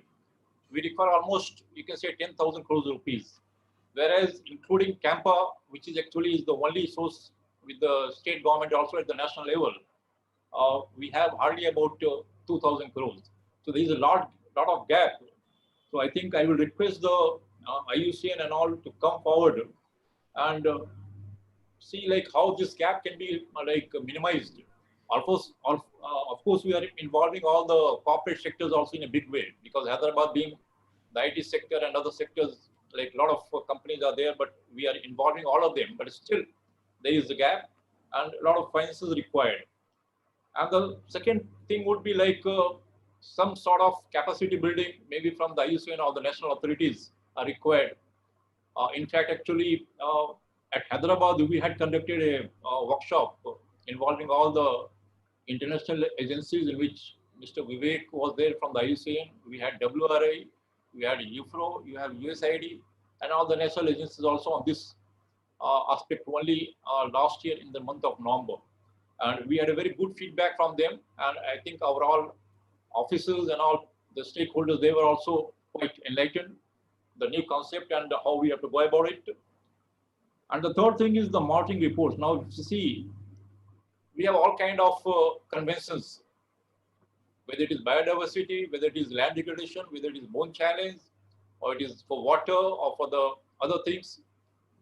Every time, like, we have different monitoring reports to be given. So these are all the difficulties from the subnational level. Like, I request IUCN to kindly have a good discussion at the ministry level and come out with one simple format, because ultimately all these restoration activities are taken up at the very ground level, at the village level, where I have to ensure that my officer or all the other stakeholders are quite like comfortable with the kind of information or the kind of inputs we require from them. Even though the works are the same, like all the forestry interventions which are taken in a last bit of our administrative unit, this is the block, is the same, but that only all interventions are getting to different like indicators and parameters required by the different agencies. So my request would be like some thoughts should be given on this and by the ministry.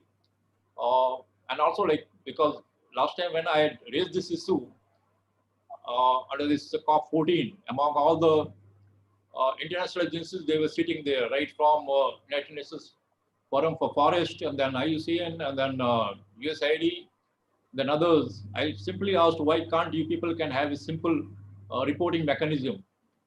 And they were not in a position to say anything on that, because they said that we are working on that.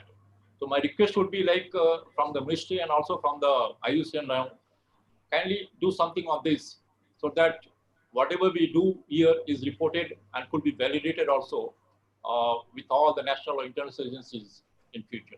Thank you. Thank you very much, sir, for your suggestions and sharing the action which Telangana state is taking, and some of your concerns and suggestions in terms of the monitoring and ensuring the finance. These are the really very good and relevant issues, I think, which Mr. Takpa as a joint secretary will be taking further necessary action for addressing those things. And we are already running short of time, and it was a really very learning. Vivek, can I just come in for a minute, because I had got dropped out because of a poor Wi-Fi connection.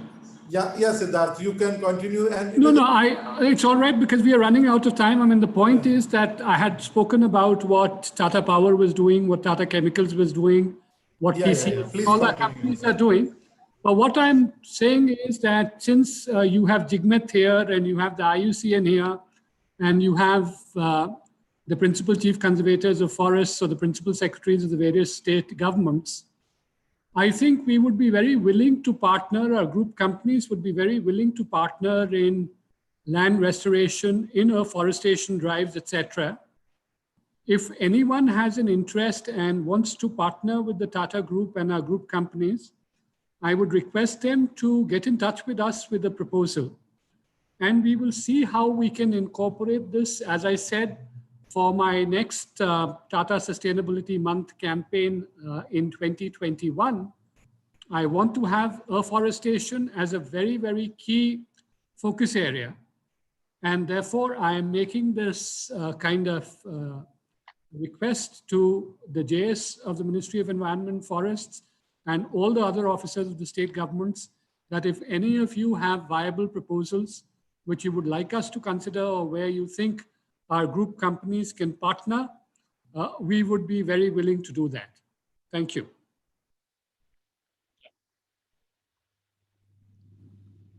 Yeah. Thank you, Siddarth, and for offering the support. And this was the thing I was just about to speak, because what happens at the state level when we are in the government, in different capacities, maybe somebody working in Bihar or maybe Telangana or some other states. So at the state government level, there is need to have some connect with the corporate thing also. Just like after joining IUCN only, I also came to know that Tata Group in various initiatives, how they are taking action on the ground also for biodiversity conservation, or even the mining companies, how they are taking some of the initiatives for restoration and all those things. And when we are in the state government at the government level, that sort of a communication or awareness with the state government official, that is not there. So it is a good platform where luckily we have from your group, you as a panelist today, for sharing the good work which you are doing, and also the offer to support such type of a landscape restoration initiative.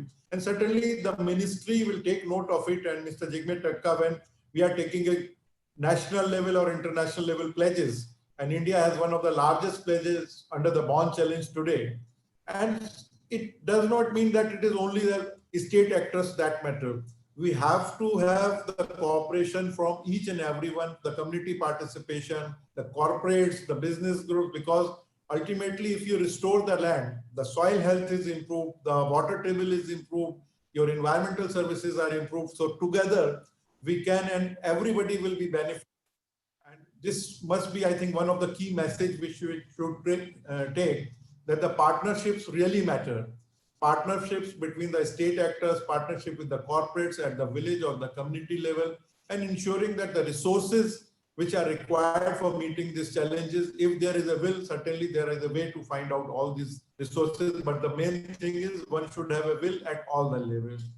And I think we really had a very good session today. And from the panelists, if you want to just have one final key message before we conclude today, because already I think the discussion generated a lot of interest, and we had, I think, panelists from all the spectrum, from the global level, from the UNCCD convention, then from the International Center for Integrated Mountain, then the UN ambassadors, and from the corporate sector, from the government level and the highest level. The support which we have got for this today's webinar has been tremendous. So Siddarth, your final one key takeaway or message for today's discussion? I think what you said, Vivek, that collaboration is the key, because the scale of challenges is so vast that not one single entity can do it. And also, I think the message which Dia said, that it's ultimately for every individual to have a sustainable lifestyle. So you actually build it bottom up, and you ensure that there's a mainstreaming of sustainability. And as I said, that the Tatas would have always partnered in national priorities, in national development goals, and we would be very willing to take this forward, provided there are viable proposals that we receive and we can sit together and examine it. Thank you very much. And may I request Mr. Deepak Kumar Singh for one key message from today's deliberation? Thank you, Vivek. I think it's a very good suggestion from Tata Group, and we would be certainly willing to cooperate with them, and we would be sending project to them. I will take from you the coordinates, and the deliberations today. I mean, certainly there is no second opinion that for the sustenance, we have to restore our forest area, we have to restore our forest land, and there has to be an complete, it is not only plantation as such, but there has to be a complete ecological restoration of the entire area. It is not only the tree cover only, but it is also the regeneration of the forest, it is also the rehabilitation of the wildlife. So all these areas have to be taken together. So that is, I think, and thank you for organizing this. Thank you very much. And may I request Mr. Jigmet, Joint Secretary?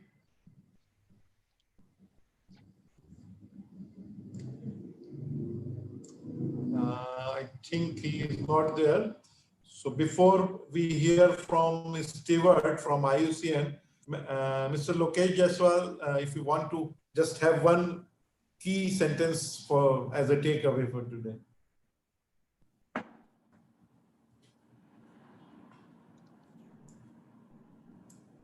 I think, as rightly told by all the panelists, I think together with collaboration and participation, we can always meet the both challenges. Thank you, sir. And I think partnership is the key. So may I now request Mr. Stewart for some final words before we conclude today's webinar? Okay, thanks very much, Vivek. And I think actually it really has been a fascinating example. We sort of started, looking at sort of the broader, the start of FLR and the global framing, and then really looked at it's just time and again, just very encouraging, just hearing what's happening at national and subnational level in India.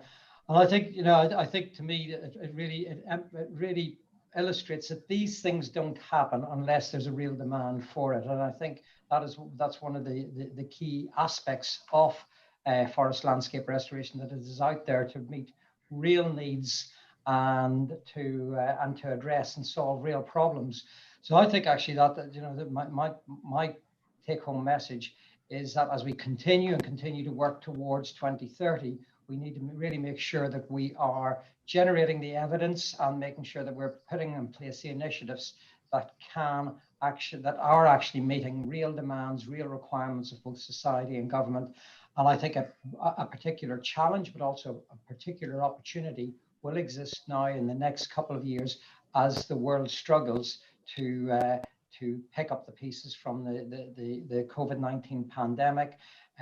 Economies will be under pressure. There will be a need to create jobs. There will be a need to make sure that we are actually underpinning other key attributes of life and land productivity, food production, etc. So I think that's where we should be aiming our efforts. Thank you, Stewart, and I thank on behalf of IUCN all the panelists and all the participants for today's webinar. And it has been quite a long webinar, but the support which this webinar gathered, in which the panelists from all the spectrum we had, right from the global perspective, the corporate sector at the national level, at the subnational level, I think the key takeaways will certainly address the land degradation challenges and the pledges in respect of the Bonn challenge, landscape restoration or land degradation neutrality targets during the beginning, now is setting the stage for this decade for the ecosystem restoration. I think through the partnership and through the right will, we will be able to meet the objective and targets. And with these words, on behalf of IUCN, I thank you everyone. Thank you very much. Namaskar.